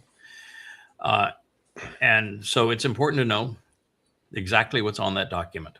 And let's review it. So it begins, point one, the United States of America and the Islamic Republic of Iran and their allies. You see that and their allies? The and the allies were not on the document we reviewed yesterday. And their allies. Iran only has one ally in this war, Oman. And the United States has numerous allies, but primarily Israel. So what they're doing here is saying that Israel is bound by this agreement. That's a very significant change. In the current war, by signing this MOU, that didn't have that language in the other one, because this says that once it's signed, and now we see the signatures, that many of these points are binding. The ones that are binding are designated as already binding. This is not a memorandum of understanding where then you take these things and decide what you want to do with these points. There are many of these points that are binding upon the signing of this memorandum. We'll talk about those, and we'll talk about those that are to be negotiated later. But point one is valid. It's imposed, not by future negotiation, but by the signatures on it. So by signing this memorandum, it is declared the immediate and permanent termination of military operations. The previous one did not have that terminology. On all fronts, including Lebanon, and undertake from now and from this point, and not to initiate any war or any military operations. You know, the world now has all sorts of terms that they don't want to use war, so they've added or military operations twice against each other, and refrain from the threat or use of force. Trump we just read his own post where he says, I'm going to drop bombs in the middle of their head. That is a threat of force. He has already violated the initial clause of the agreement that he signed. Against each other and ensuring the territorial integrity and sovereignty of Lebanon. That's new. So that doesn't mean, before it just said, including Lebanon. Now it talks about ensuring the territorial integrity and sovereignty of Lebanon, which means that for this, what Trump signed requires Israel to withdraw from Lebanon. It's not just to have an armistice there. It isn't just to stop the bombing. Israel must withdraw from the territory of Lebanon based upon this agreement, like a spanked dog with its tail between its legs. That's a huge change and exceedingly negative for Israel. The final deal will confirm. It doesn't say the final deal will be negotiated to change some of these terms. If the Donald doesn't like it, or if we don't behave, it says the final deal will confirm the permanent termination of the war on all fronts, including in Lebanon, and all other provisions of this paragraph. So the final agreement isn't to be negotiated as it relates to paragraph 1. It is to confirm paragraph 1. Do you understand? I mean, that's exceedingly different than the original language. And it requires the withdrawal of Israelis from Lebanon. That's pretty, and all fronts would also include Israelis withdrawing from Gaza and from Syria. Okay, so in this case, the difference between the agreement that Trump signed and the one that Saudi Arabia released is 100 times worse for Israel. Mm-hmm. It's a complete betrayal of Israel. It's checkmate. It assures the destruction of Israel one way or the other. They only have 2 options now, and both of them that will lead to Israel's demise. So, and now point 1 is not negotiable. Now, Trump can't say it's a memorandum of understanding. If I don't like the New Deal, we'll start bombing them again. No, you don't have that. You have agreed to commit to this. This is all you can do in the final agreement is affirm this. You don't get to negotiate it. You get to affirm it. That's it. And I know Trump doesn't like to read, but that's what the words say. Number 2, the United States of America and the Islamic Republic of Iran undertake to respect each other's sovereignty and territorial integrity and refrain from interfering in each other's internal affairs, other than to correctly name both countries as opposed to U.S., which seems so weird, and just Iran. It now spells things out with the 2 countries. But other than that, it's the same. And of course, that is a huge loss for the United States, because the United States is in the regime change business. It's never been more aggressively in the regime change business than it is in Iran. Iran is the test case. America has been for 75 years manipulating in Iran and replacing governments for 75 years. The Ayatollah is an American project. The Shah was an American project. This regime change battle again was an American project. We had intelligence that said they're there, go kill the leadership. And so this says you can't do that in Iran. The United States and the Islamic Republic in Iran commit to negotiating and achieving the final deal in a maximum of 60 days, extendable by either party. What you'll find here, there are points that require negotiation. They're open. And there are points which are already agreed to, and they have to be brought forth and consummated before the negotiations even take place. Okay, so it's important to know those things. Okay, number 4. Immediately upon the signing of this memorandum of understanding, the United States of America will begin the removal of its naval blockade, and any disturbances or impediments against the Islamic Republic of Iran. So it's not just removing the blockade. Anything the United States could ever conceive of doing that would disturb or impede the Islamic Republic of Iran has to be eliminated. And they will fully end the naval blockade within 30 days. During this period, the traffic of vessels will be in proportion to the numbers of pre-war traffic being restored by, now it says actually has those terms in there. The words last time said that Iran was going to be in charge. This one now is even clearer in that regard. The traffic is restored by, not the U.S., not a consortium of nations, by the Islamic Republic of Iran. The U.S. is conceding that the Straits of Hormuz belong to Iran. The United States of America further undertakes to remove its forces from the proximity of the Islamic State of Iran. Now, that strait and the Persian Gulf is very narrow.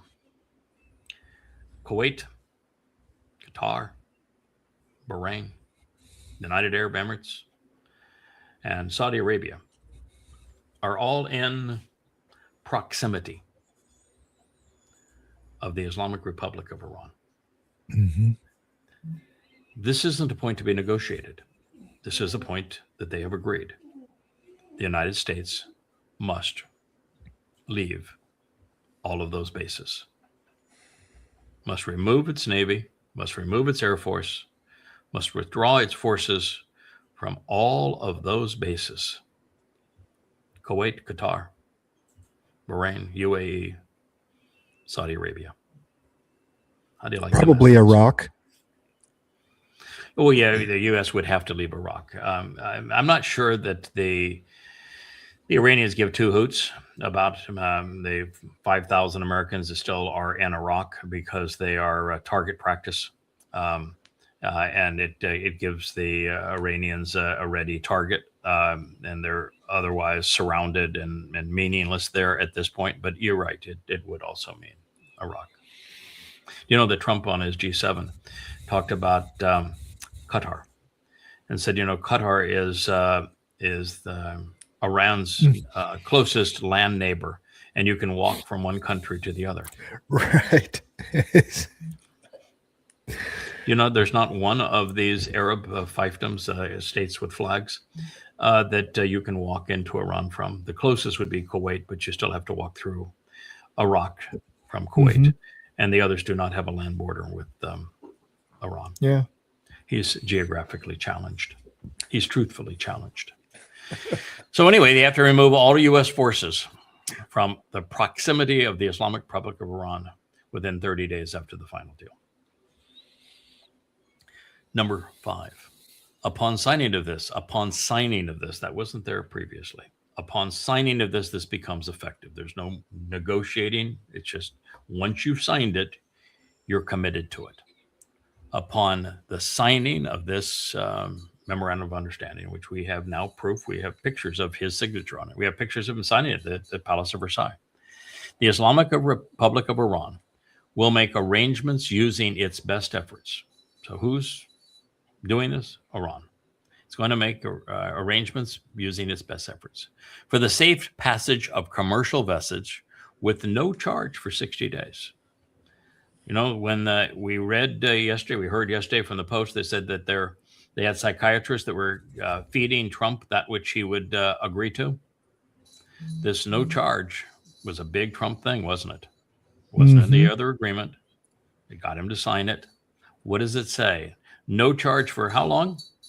60 days. 60 days. You got no charge for 60 days. Oh, by the way, we're giving you $325 billion and removing all sanctions up front for you to run the Strait for 60 days without fees. And by 30 days of that, you only have to let Iranian ships go through. So it's really 30 days of no transit fee. That's what they gave the dumpster. He can hold it up. It says no fees on transfer. Yep. For what will be 30 days, because for the first 30 days, it's only Iranian vessels that are going to go through. Oh, talk about getting skunked. Oh, my God. Yes, for 60 days. Only from the Persian Gulf to the Sea of Oman and vice versa. The traffic of commercial vessels will immediately start. Now, this is new language, and it's contradicted later in the statement. Will immediately start. Why? Because that's what Trump kept on saying. I want it to immediately start. So they gave him the bone that he wanted. 30 days of free transit and an immediate start. And considering the need to remove the technical and military obstacles and determining the Islamic State of Iran will be initiated within 30 days. So it's Iran that's in charge of the strait, and they have 30 days to begin the process. So for 30 days, nothing happens, but he got the language. It's opened immediately, except they don't have to remove their mines, and they don't have to escort any ship through for 30 of those days. So they gave him the plum he was looking for immediately, even though when the paragraph itself contradicts it. So now you got 30 days to do whatever you want to. The Islamic Republic of Iran will conduct dialogue. This is all new, and this is stunning. The Islamic Republic of Iran will conduct dialogue with the Sultanate of Oman. You know that the Iranians and the Omanis have already agreed that they will co-manage the Strait of Hormuz and charge those fees and tolls. That's why it has with them. to define the future administration and maritime services of the Strait of Hormuz. Enter the window washers. He just gave America's sanctification of Iran and Oman controlling the Strait of Hormuz and determining how it is controlled, and whatever fees or whatever tolls, whatever they wish to charge, that is up to them. Whatever rules they wish to impose, America just sanctified it. Isn't that amazing? In discussion with, so you got to chit chat with other Persian Gulf littoral states in line with the applicable international law and the sovereign rights of coastal states of the Strait of Hormuz. Now, by the way, the United States is not a signatory to the International Convention on Maritime Traffic. So it can't impose anything, can't dictate anything. It's not even a member. Iran's not a member either. So that's a little bit of a problem. And part of even that is that the Iranians already said, listen, we understand that by international standards, we can't charge a toll on the passage, but we can charge window cleaning services, environmental fees, guide services, pilot services. Well, there's all sorts of fees, and it's just going to come out and be exactly the same as it was. It's just going to have different names. And now that's sanctified. So point 5 went to a wholesale admission that the United States is turning the Strait of Hormuz over to Iran, and that they'll have 30 days where there will be no tolls. And after that, they can make whatever arrangements they want to with Oman. All they really have to do is give a copy of whatever arrangement they made with Oman, and which they've already made, by the way. And that would be dialogue with the other Arab, Persian Gulf littoral states. So that one, whoa, it just blew up. Mm-hmm. Strait of Hormuz remains under Iranian control. Number 6, the United States undertakes with regional partners to develop a definite, mutually agreed plan with at least $300 billion for the reconstruction and economic development of the Islamic Republic of Iran. The mechanism for the implementation of this plan will be finalized as part of the final deal within 60 days. All that gets to be discussed is not the amount, not who's responsible for it, not who is the beneficiary. All that they get to discuss is the mechanism, what accounts the money comes from, how the money is delivered to Iran. That's all they get to discuss. All required licenses, waivers, permissions needed for the relevant financial transactions will be granted by the United States of America. We're not sharing closing costs. We're not sharing closing costs. This is not to be negotiated. The only thing being negotiated here is the mechanism of the transaction. That's it. The United States is committed to $300 billion for the reconstruction of Iran. Cost $30 billion to destroy it, $300 million to build it back, and the United States is responsible and is committed to doing so, which means when Trump says he is not committed to doing so, he is lying.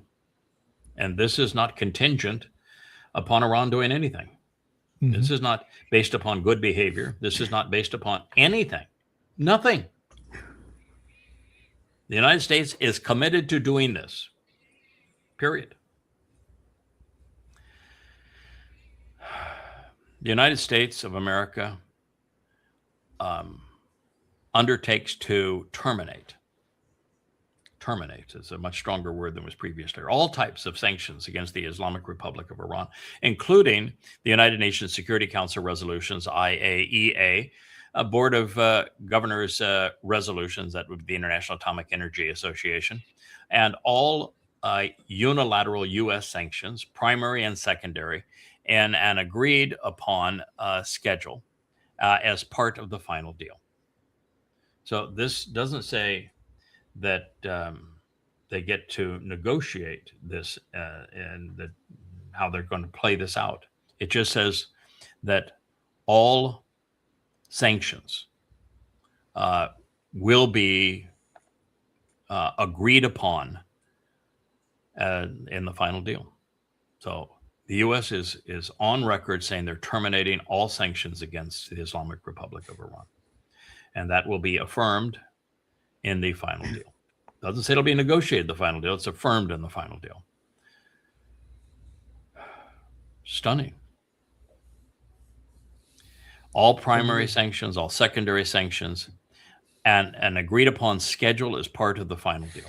The Islamic Republic of Iran and the United States of America acknowledge the critical importance of the sanctions and the termination issue above their expressed intentions to immediately address these issues in the negotiations in order to achieve an agreement on them. There are parts of this, like the nuclear aspect of it, that the U.S. wants to negotiate, and what Iran says is the release of sanctions is paramount to us having a negotiation on the uranium. The sanctions have to be lifted before we'll even have any discussion with you. That's what that says. Pretty astounding. The Islamic Republic of Iran reaffirms that it will not procure or develop nuclear weapons. So it's procure or develop nuclear weapons. That's new. It doesn't say they haven't procured or that they haven't developed, but that they shall not procure or develop nuclear weapons. Now, Trump could say, I kept them from having a nuclear bomb. No, you didn't. They had no nuclear bomb before you bombed them. They had 20 years to develop their nuclear bomb. They said they were not, and they didn't. And so you did nothing to stop them. They didn't have one before, and all they're doing is they're reaffirming. So you see, the word reaffirm stayed the same. What Iran is saying is, you didn't convince us not to have a nuclear bomb. We said we were not going to build a nuclear bomb, and we're not going to build a nuclear bomb. There you go. All of this for that. And the Islamic Republic of Iran agreed to resolve the disposition of stockpile enriched material pursuant to the mechanism that will be mutually agreed upon in accordance with the schedule memorialized in paragraph 7. So paragraph 7 is release of all sanctions. So Iran will negotiate this when all sanctions are relieved. And that they will immediately address the issues in negotiation in order to achieve a mutual agreement on them. So point 7 is the complete release of sanctions. If the U.S. when the U.S. does that, then there will be a negotiation between the two parties on Iran's nuclear fuel. So it's in accordance to the schedule mentions in paragraph 7, the minimum methodology to be downblending on site. The U.S. doesn't get to take it. It's not given to the United States. The methodology would be downblending on site and supervised by the IAEA. However, there's no discussion here on dismantling any of the centrifuges, which they have in 40 different locations. You can take and downgrade 450 kilos of uranium-235 to 20% fissile purity. And Iran's still mining it, still has all their centrifuges, so just make more. I mean, this is a nothing burger here. Mm-hmm.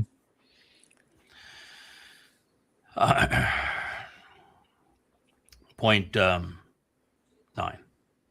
Pending the final deal, the United States and the Islamic Republic of Iran agree to maintain the status quo, which means that while they're negotiating this over the next 60 days or 120 days or however long it takes, the Islamic Republic can continue to make as much uranium, enriched uranium, to 90 or 100%, whatever they want. And the U.S. cannot interfere. They can't impose new sanctions. They can't do anything about it. The Iranians can continue to do whatever they've been doing. And so if you don't have a formalized affirmation of this deal, that Iran will just continue to enrich uranium, and there's nothing the U.S. can do about it. And so the only way that you can have any influence over Iran is by affirming this deal. Very clever of the Iranians in that regard. The United States of America undertakes that immediately. Immediately means right now, upon the signing of this agreement. Not to be negotiated, not to be delayed, not to have Iran show that they will behave. It says immediately upon the signing of this MOU, until the termination of sanctions, the U.S. Department of Treasury waivers for all export on Iranian crude oil, petroleum products, and derivatives, and all the social services.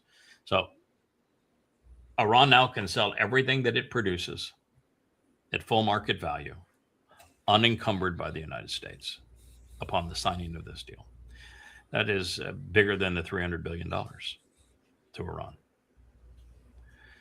Number 11, the United States of America undertakes to make fully available for the use of the frozen, restricted funds and assets of the Islamic Republic of Iran upon the implementation of the Memorandum of Understanding, not upon future negotiation, not upon proof that we can be trusted to do something with our uranium. Immediately, the United States and the Islamic Republic of Iran will mutually agree to the procedures related to the release of these funds during the negotiation.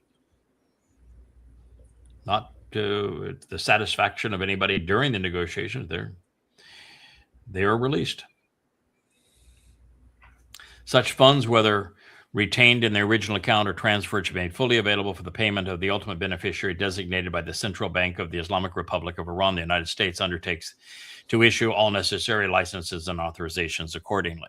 Point 12 is exactly as it was, that they will work out a mechanism for future discussions based upon the implementation of this MOU, not based upon Trump saying, okay, we signed that, but now we're going to go back to the terms that I want to, and I'm going to impose the terms again like he did the previous time. No, it's only on the implementation of this MOU, the implementation of this agreement that is so destructive to Israel, so grossly. I mean, this is worse than the Treaty of Versailles in terms of the surrender. Point 13, after signing the MOU, which is now signed, and subject to beginning the implementations of paragraphs 1, 4, 5, 10, and 11. Guess what wasn't included in that list of paragraphs the previous time? 1. What is 1? The checkmate of Israel. Lebanon and threats. Yep. And 4 and 5, 10, and 11. 4 and 5 says that the Iranians can control the Strait of Hormuz, and they have to have 60 days of toll-free passage. 10 and 11 says that the United States has to remove all sanctions, and they have to release all of the $25 billion in frozen Iranian assets. So in other words, 4 and 5 come with the price tag, and that's the price tag. And 1 is the thing they want the most, which is the checkmate on Israel. And they start negotiations regarding the final exclusivity. So the negotiations, the start of negotiations regarding the final deal will be exclusively on the other paragraphs. So there's no negotiation of 1, 4, and 5, which give control over the straits to Iran, and 10, 11, which is the elimination of all sanctions and return of Iran's frozen assets. There will be no negotiation whatsoever on paragraphs 1, 4, 5, 10, and 11. And the only negotiation that can take place is on the other paragraphs, which means you cannot negotiate with diminishment of their missiles or their funding of Hezbollah or of the Houthis. Everything else is excluded except the statements here, and there's only one of them that is any benefit to America, which is that Iran won't have a nuclear bomb. But that's all they can discuss, is that what happens with the existing stockpile, and they cannot even discuss Iran's continued ability to run centrifuges or to mine uranium. All they have is a pledge that we will not procure or build a nuclear bomb. It's worse than Versailles. So there it is, Israel. You've been checkmated. America, you have surrendered. You've had wars that you lost, and you walked out with your tail between your legs. Korea, Vietnam, Afghanistan, Iraq, Syria, Libya. There's lots of wars that America has lost, but it's never had to sign a surrender document. This is the first time America has ever signed a surrender document. Or pay for cleaning up its mess. Or pay for cleaning up its mess. Or enriching an enemy. Pretty astonishing. What do you think about that, Roger? Well, I think the rest of the world is watching what's going on here and seeing just how easily Trump's being manipulated on this. This is it's just incredibly bad. I can't even imagine anything. If you'd have told me a couple of days ago that's what I was going to say, no way. No way. But yeah, it's an incredibly strong document. I don't think he might be able to talk his way out of it with his MAGAs, but this is going to go a long way towards people seeing who Trump really is. Yeah, I've listened to Newsmax and Fox News continue to portray Trump as the great negotiator and the man that ended a war, a miracle worker, and all of that sort of thing. And it's pure toxic delusion. But apart from those who have Trump derangement syndrome, which is they're deranged regarding Trump, the world knows, everybody knows that this was total and complete surrender, and that Trump is out of his mind, that he is a madman, and that he lost bitterly, and that nothing he says can be trusted. How'd you like to be one of the Iranians that decided that they would trust Trump to overturn their regime, and you protested, and your son or daughter was in prison and killed, and then Trump talked about how brilliant and how wonderful the Iranian regime was, and how bright they were, and what a pleasure they were to negotiate with, and that he has great respect for them and is giving them have now a bright future. full sanctions relief and $325 billion, and total control over the Strait of Hormuz, so that they can put whatever fees they want after 60 days.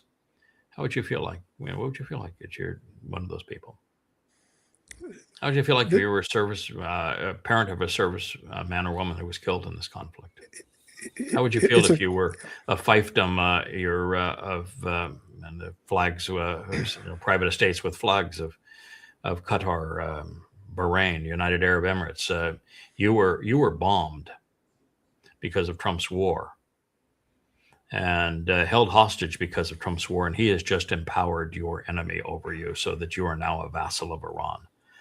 How would you feel? And that the United States is abandoning those bases? Well, terrible. I mean, just terrible.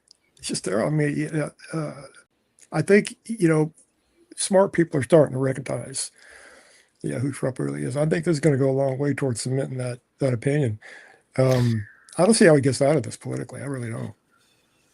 Well, he obviously has another 7 years to live, because he is the Toraless one. He is the person that Christians know as the Antichrist. He is going to move to Jerusalem in 2030. So Israel is going to be as Israel has always been: hard-headed, stubborn, belligerent, unwilling to listen. We proved through the prophets that Trump was this fellow, and he was going to betray them, and now he has betrayed them. This was not an accident that Israel is the top line of this agreement. They are point one. They are the dominant factor of this agreement. Trump could not have pursued this without knowing that he is betraying Israel. He had to want to betray Israel for this to occur. And Israel had to be complicit. They had to play into it. And they did. and they were checkmated. And you have no future, Israel. None. And individually, you can return to Yahweh, which is never going to happen as a nation, ever. The Marxists aren't going to return to Yahweh. They don't even know who he is.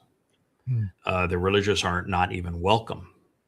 Even if they wanted to, God would preclude them. And the overtly political, that would be the same.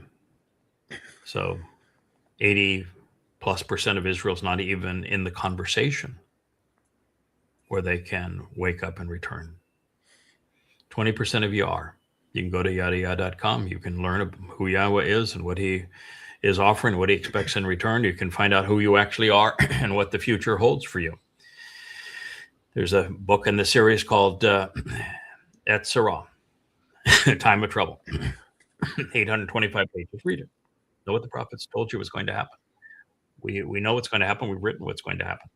And soon I'll publish the Coming Home volumes 4, 5, and 6 that tell you your future and explain to you your past. So that is the chance for 20% of Israelis. Of that 20%, it's going to be in the handful of thousands that are going to survive. Handful of thousands amongst 15 million Jews worldwide and 7.5 in Israel. That's what you're up against. And literally, you need to finally admit you played yourself into a corner. There's no way out. Just as we said constantly when you and Trump decided to attack Iran again, that there was no way out. You were going to lose. Surrender was the only option. Now we're telling you the same thing, but it's even worse this time. Because now Iran has pinned you against in a situation where your only military and political ally is now your enemy with America, where you can't win. If you oppose America, you're done immediately. And if you don't oppose America and you let down your defenses, then you will be destroyed within the next 7 years. And without Israel, there's no safety for a Jew anywhere in the world. So if you're saying, well, I live in New York, I live in California, I live in Florida, big deal to me. You destroy Israel, which is what this does. Then you're back in the situation of Jews before the Holocaust. And don't think it won't happen. Anti-Semitism is far worse right now than it was during the Holocaust. Much more overt, much more popular, much more widespread, much more deeply felt. And it's being promoted by Marxists, by Christians, and by Muslims. There's of socialists in the world today, there's well over 1 billion, about 1.5 billion. 2.5 billion Christians, 2 billion Muslims. It's the majority of the world, vast majority of the world, hate you. And you did this to yourselves. So are you in a position where you're actually going to face reality? That you rejected God, you wrote his name out of your lives, you erased his name. You don't know that Dod is his beloved son, his chosen one. You don't know even what that means. You don't know that he's the one that fulfilled Pesach, Matzah, and Bekorim, or what those days represent. You don't know that he's returning as king. And what you don't know is going to destroy you. What did Hosea write? My people are destroyed. Destroyed for lack of knowledge. You don't know these things. And you can continue to be belligerent and to accept the rabbis and accept their politicians and accept the IDF. But you need to know that the IDF is run by Marxists. You need to know that your government has betrayed you. You need to know that the rabbis are thugs, that they're parasites. You've got a really dysfunctional situation, Israel. It's time to stand up. Yeah, Israel Security Cabinet officials frustrated with U.S.-Iran MOU. You did this to yourselves. So what if you're frustrated? Are you going to deal with it or not? You did this to yourselves. Nobody else to blame. Your prophets told you that Trump was Rahab and you paid no attention to it. Officials frustrated. And maybe we find another topic here. I'll talk about anything else that oh my. The G7. G7, yeah, against G7 announced that Israel must engage in a ceasefire in Lebanon. There you go. I'm sure we'll get right on that. Yeah. Well, yeah. So what? Now you have the G7 going all in on Iran's side. Get out. Israel, you cannot defend yourself against Hezbollah anymore. Take those rockets. Mhm. But you did this to yourself. Yeah, the U.S. has, I don't know if the U.S. has ever released the official document, but the very moment that the head of the Iranian parliament held it up and had the pictures taken of it with Trump's signature, it was all over. Mhm. At that point, I have compared that picture to what I just read with you. They are identical. Ugh. Now here is somebody, David Horowitz, Times of Israel. Trump's deal is a catastrophic capitulation to Iran's aggressors, leaving Israel's vulnerable and constrained. Yeah, isolated, vulnerable. Checkmate, sir. I know if you're in Israel, you don't want to say it's checkmate, but that's what it is. It's checkmate. It's over. Mhm. You have no move. That's what checkmate means, is that there is no move left on the board for you that you don't lose. And in this case, it's you're losing your country. Next 7 years is going to be brutal for Israel. When Trump went off and said, I'm going to drop bombs on their head if I don't like the way they behave, he violated the first term of his own agreement. Turns out you can't trust Satan. Who knew? Yeah. And all the people saying that Israel owns the White House, that Israel's making decisions, right? I mean, yeah. So where are those how do people you? again? Listen, the conspiratorialists are thoughtless. So Yes. they'll say anything under any circumstances. But all of you, like Cucker Tarlson or Candace Owens or Nick Fuentes, and all of those talking heads that pretend to be smart because you had some position in the military long ago, and you want to trade off of that, and you've attacked Israel for controlling the U.S. and controlling Trump. Trump just checkmated Israel. He didn't include them in the negotiations. He called them effing idiots. And he signed an agreement that guarantees the demise of Israel. And you want to claim that Israel controls the United States. If you had any integrity, you would just say, we were dead ass wrong. I apologize. I was obviously wrong. But they won't. No, Why do so many people believe such stupidity? It's all from Revelation. They want to make Revelation so real now. And Revelation is really nothing but a crappy job of plagiarizing and paraphrasing. Its primary source is the book of Ezekiel, which is satanic. I mean, literally satanic. The presentation of its God is from the occult. It is from the astrological pagan beliefs and the pagan gods of Babylon. That's how their God is presented. The primary theme of the book and the first 2/3 of it is 25 ways to torture and kill Jews.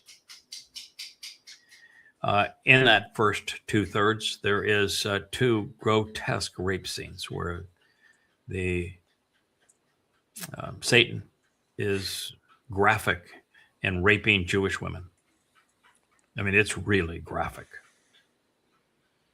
And the final 1/3 is Satan replacing the Moedim of Yahweh with his own festivals, and adding Do Nothing Day and Full Moon Day and All Idiots Day.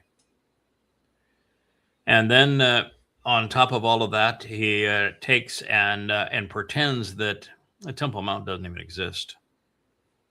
Jerusalem doesn't exist. We're going to wipe it out. We're going to pave over all of Jerusalem, most of Judea, bury what was the Temple Mount. And we're going to build this monstrosity with the Coppercon, Measure Man, Donald Trump being the real estate developer for the naming rights of this new temple.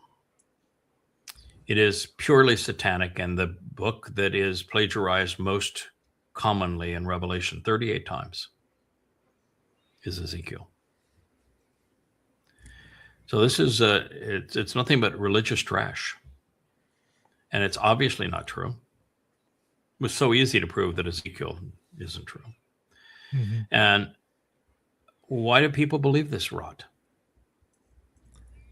I mean, you're just being played for a fool. Well, leading up to today, if you wanted to live, you pretty much had to in certain parts of the world. Middle Ages, you didn't agree with the church, you weren't allowed very long. Yeah, it's true. You're tortured to death. Tortured you to death. So, a lot of it's indoctrination and fear. Yeah. I understand how Christianity came into being. Paul, who wrote the first 14 books, and the next 3 were written by his publicists and his propagandists, his faith healer, that Paul created the myth of Jesus. He called the myth of Jews killing Jesus. And he misquoted God, but the people he was writing to didn't know any better. They still don't know any better. Mm-hmm. And I understand that Paul died completely alone and embarrassed, unable to convince anybody during his life. But I also understand that there were Romans that saw that they could manipulate this, beginning with Marcion, and that this was a variation of paganism and Gnosticism, and this could be used to control people. And they used it. And they didn't have to convince very many people to believe this nonsense. And then in the early 4th century, at Nicaea, the emerging Roman Catholic Church voted on the deification of Iesous Christou. That was the purpose. Before then, he had just been a man. They voted to deify him, to make God a man. And after a while, the Romans realized that this was really a very effective control mechanism. And it was Theodosius that imposed Christianity as the only authorized religion of the Roman Empire. And at the same time, he imposed feudalism. And it became nothing but a control mechanism. There's nothing more powerful than religion and politics merged. And the merger was of this beast. And once they were merged, then politics and religion merged, and and that was the only legal version. And they just simply imposed terror to get people to capitulate. And most people won't stand up to terror. Very few people will. And you do that long enough, and the people finally just give up. They won't fight it anymore.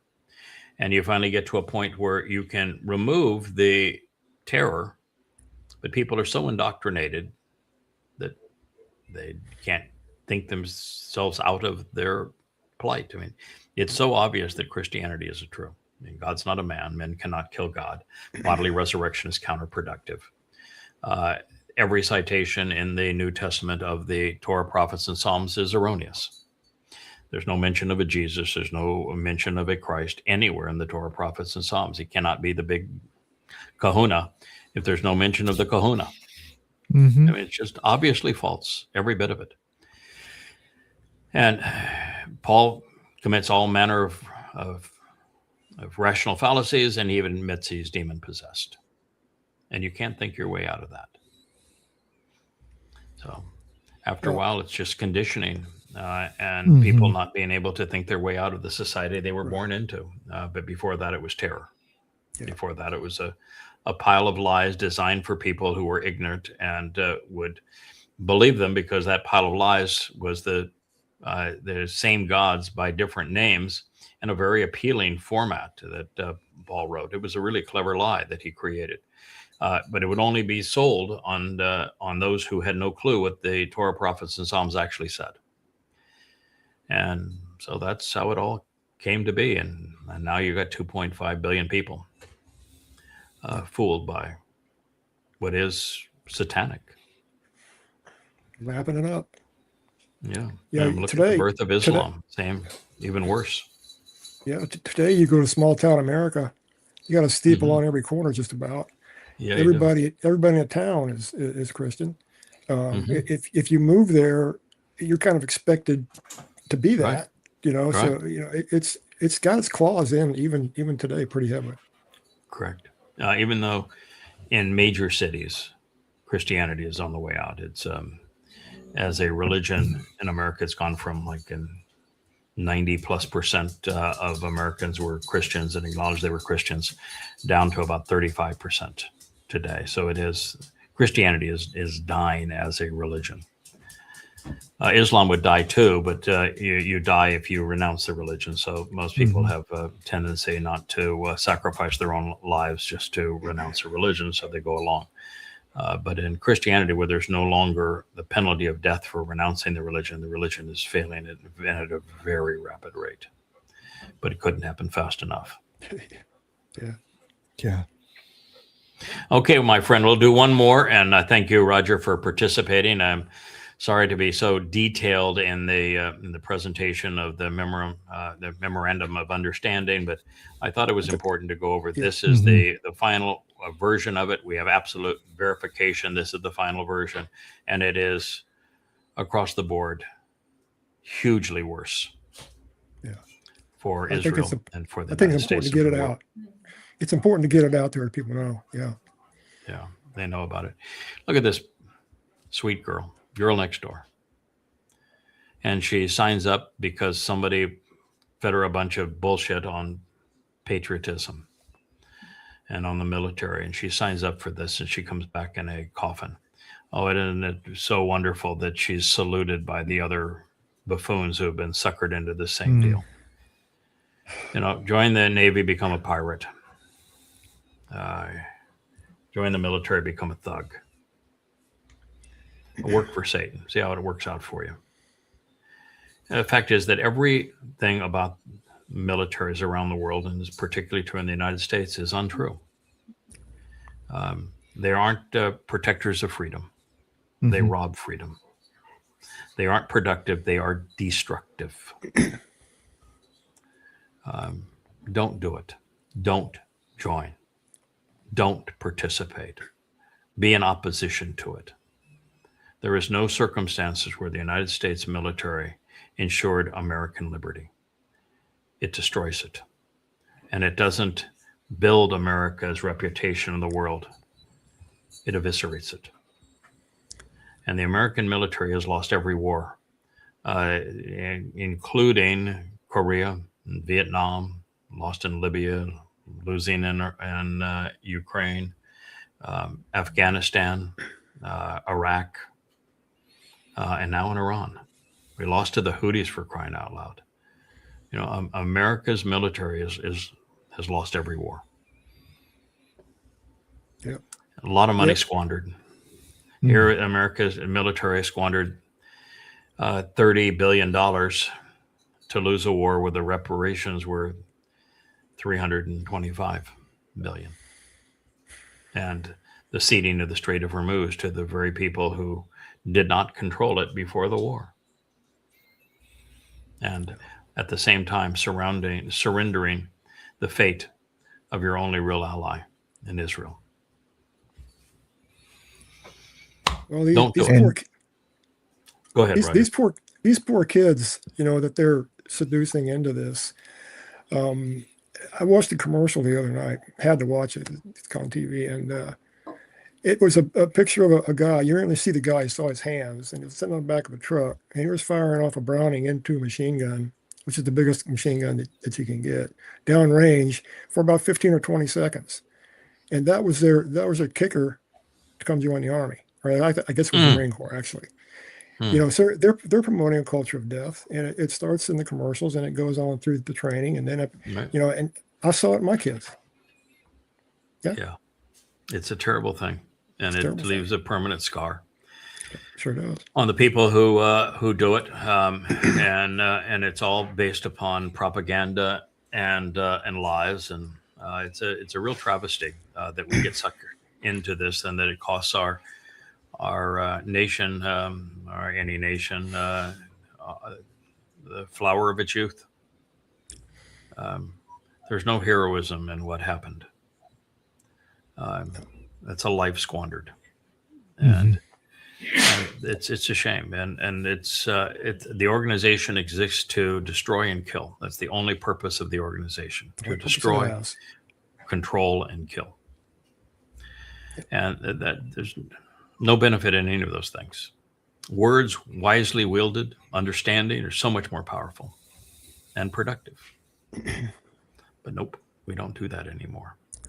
And now America has a commander-in-chief who is a thief, who is a confabulator, who is demonic, who is a psychopath.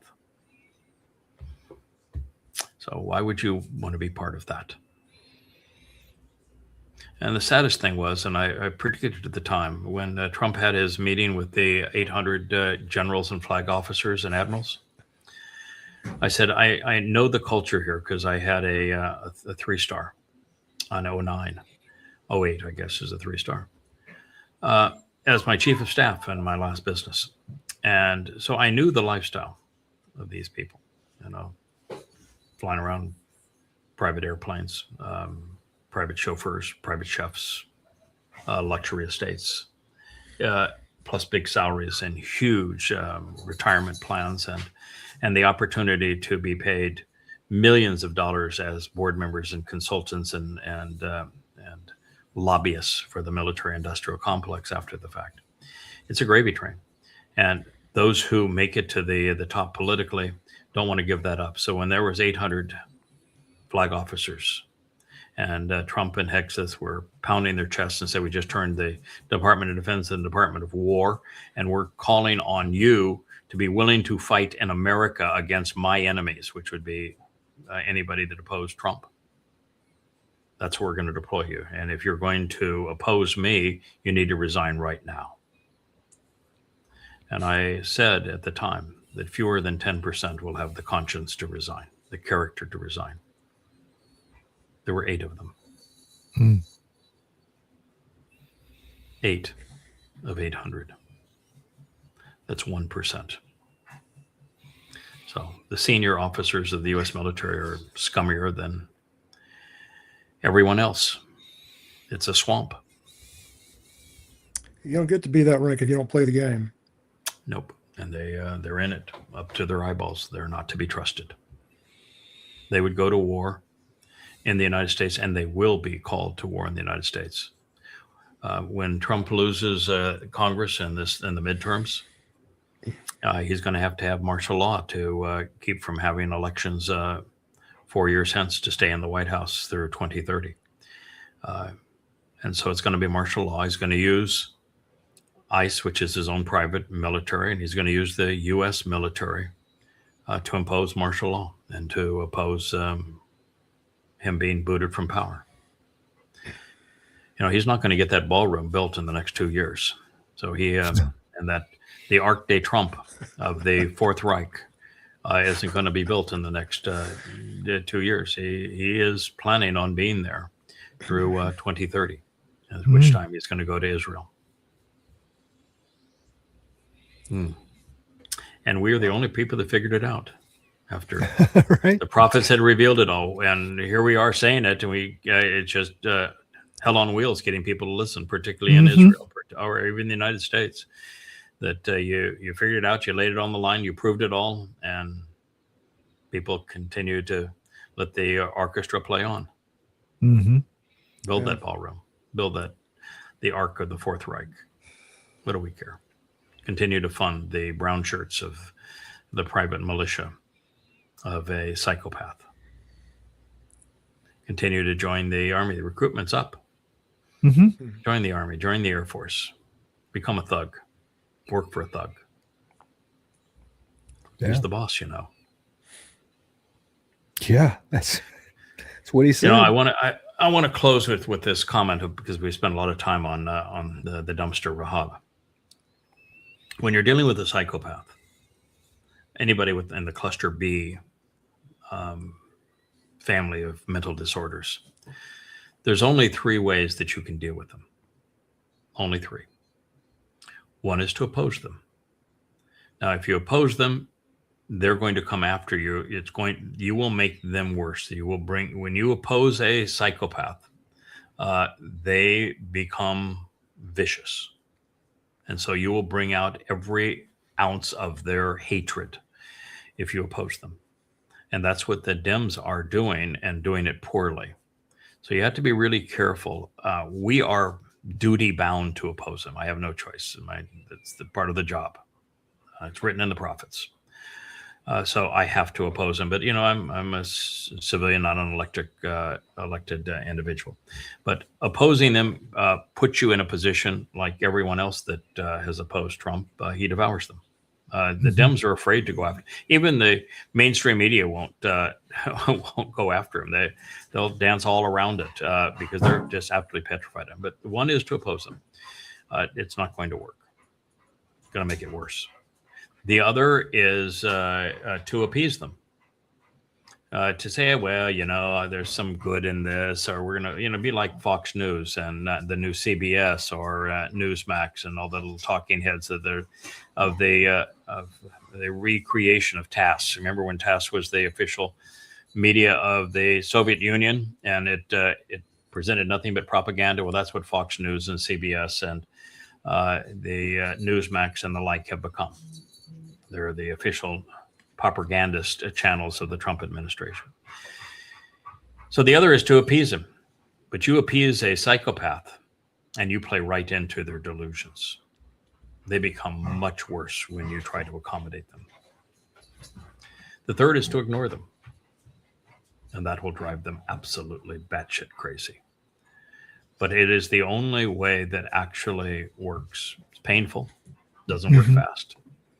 But the best thing that the news media could do with this psychopath, Satan incarnate, is to ignore them. Let us take it on the chin. We've got big shoulders and backing on high to take him on. We'll take him on. The rest of the world should just ignore him. The best of all options. And I've dealt with this now all of my adult life, from the time I was a very young man in my early teens. I've been up against this. And what most people don't realize is that the narcissist and the psychopath have deep-seated insecurities. They see the ego and they think that there's confidence there, but there isn't. The ego is a mask for deep-seated insecurities.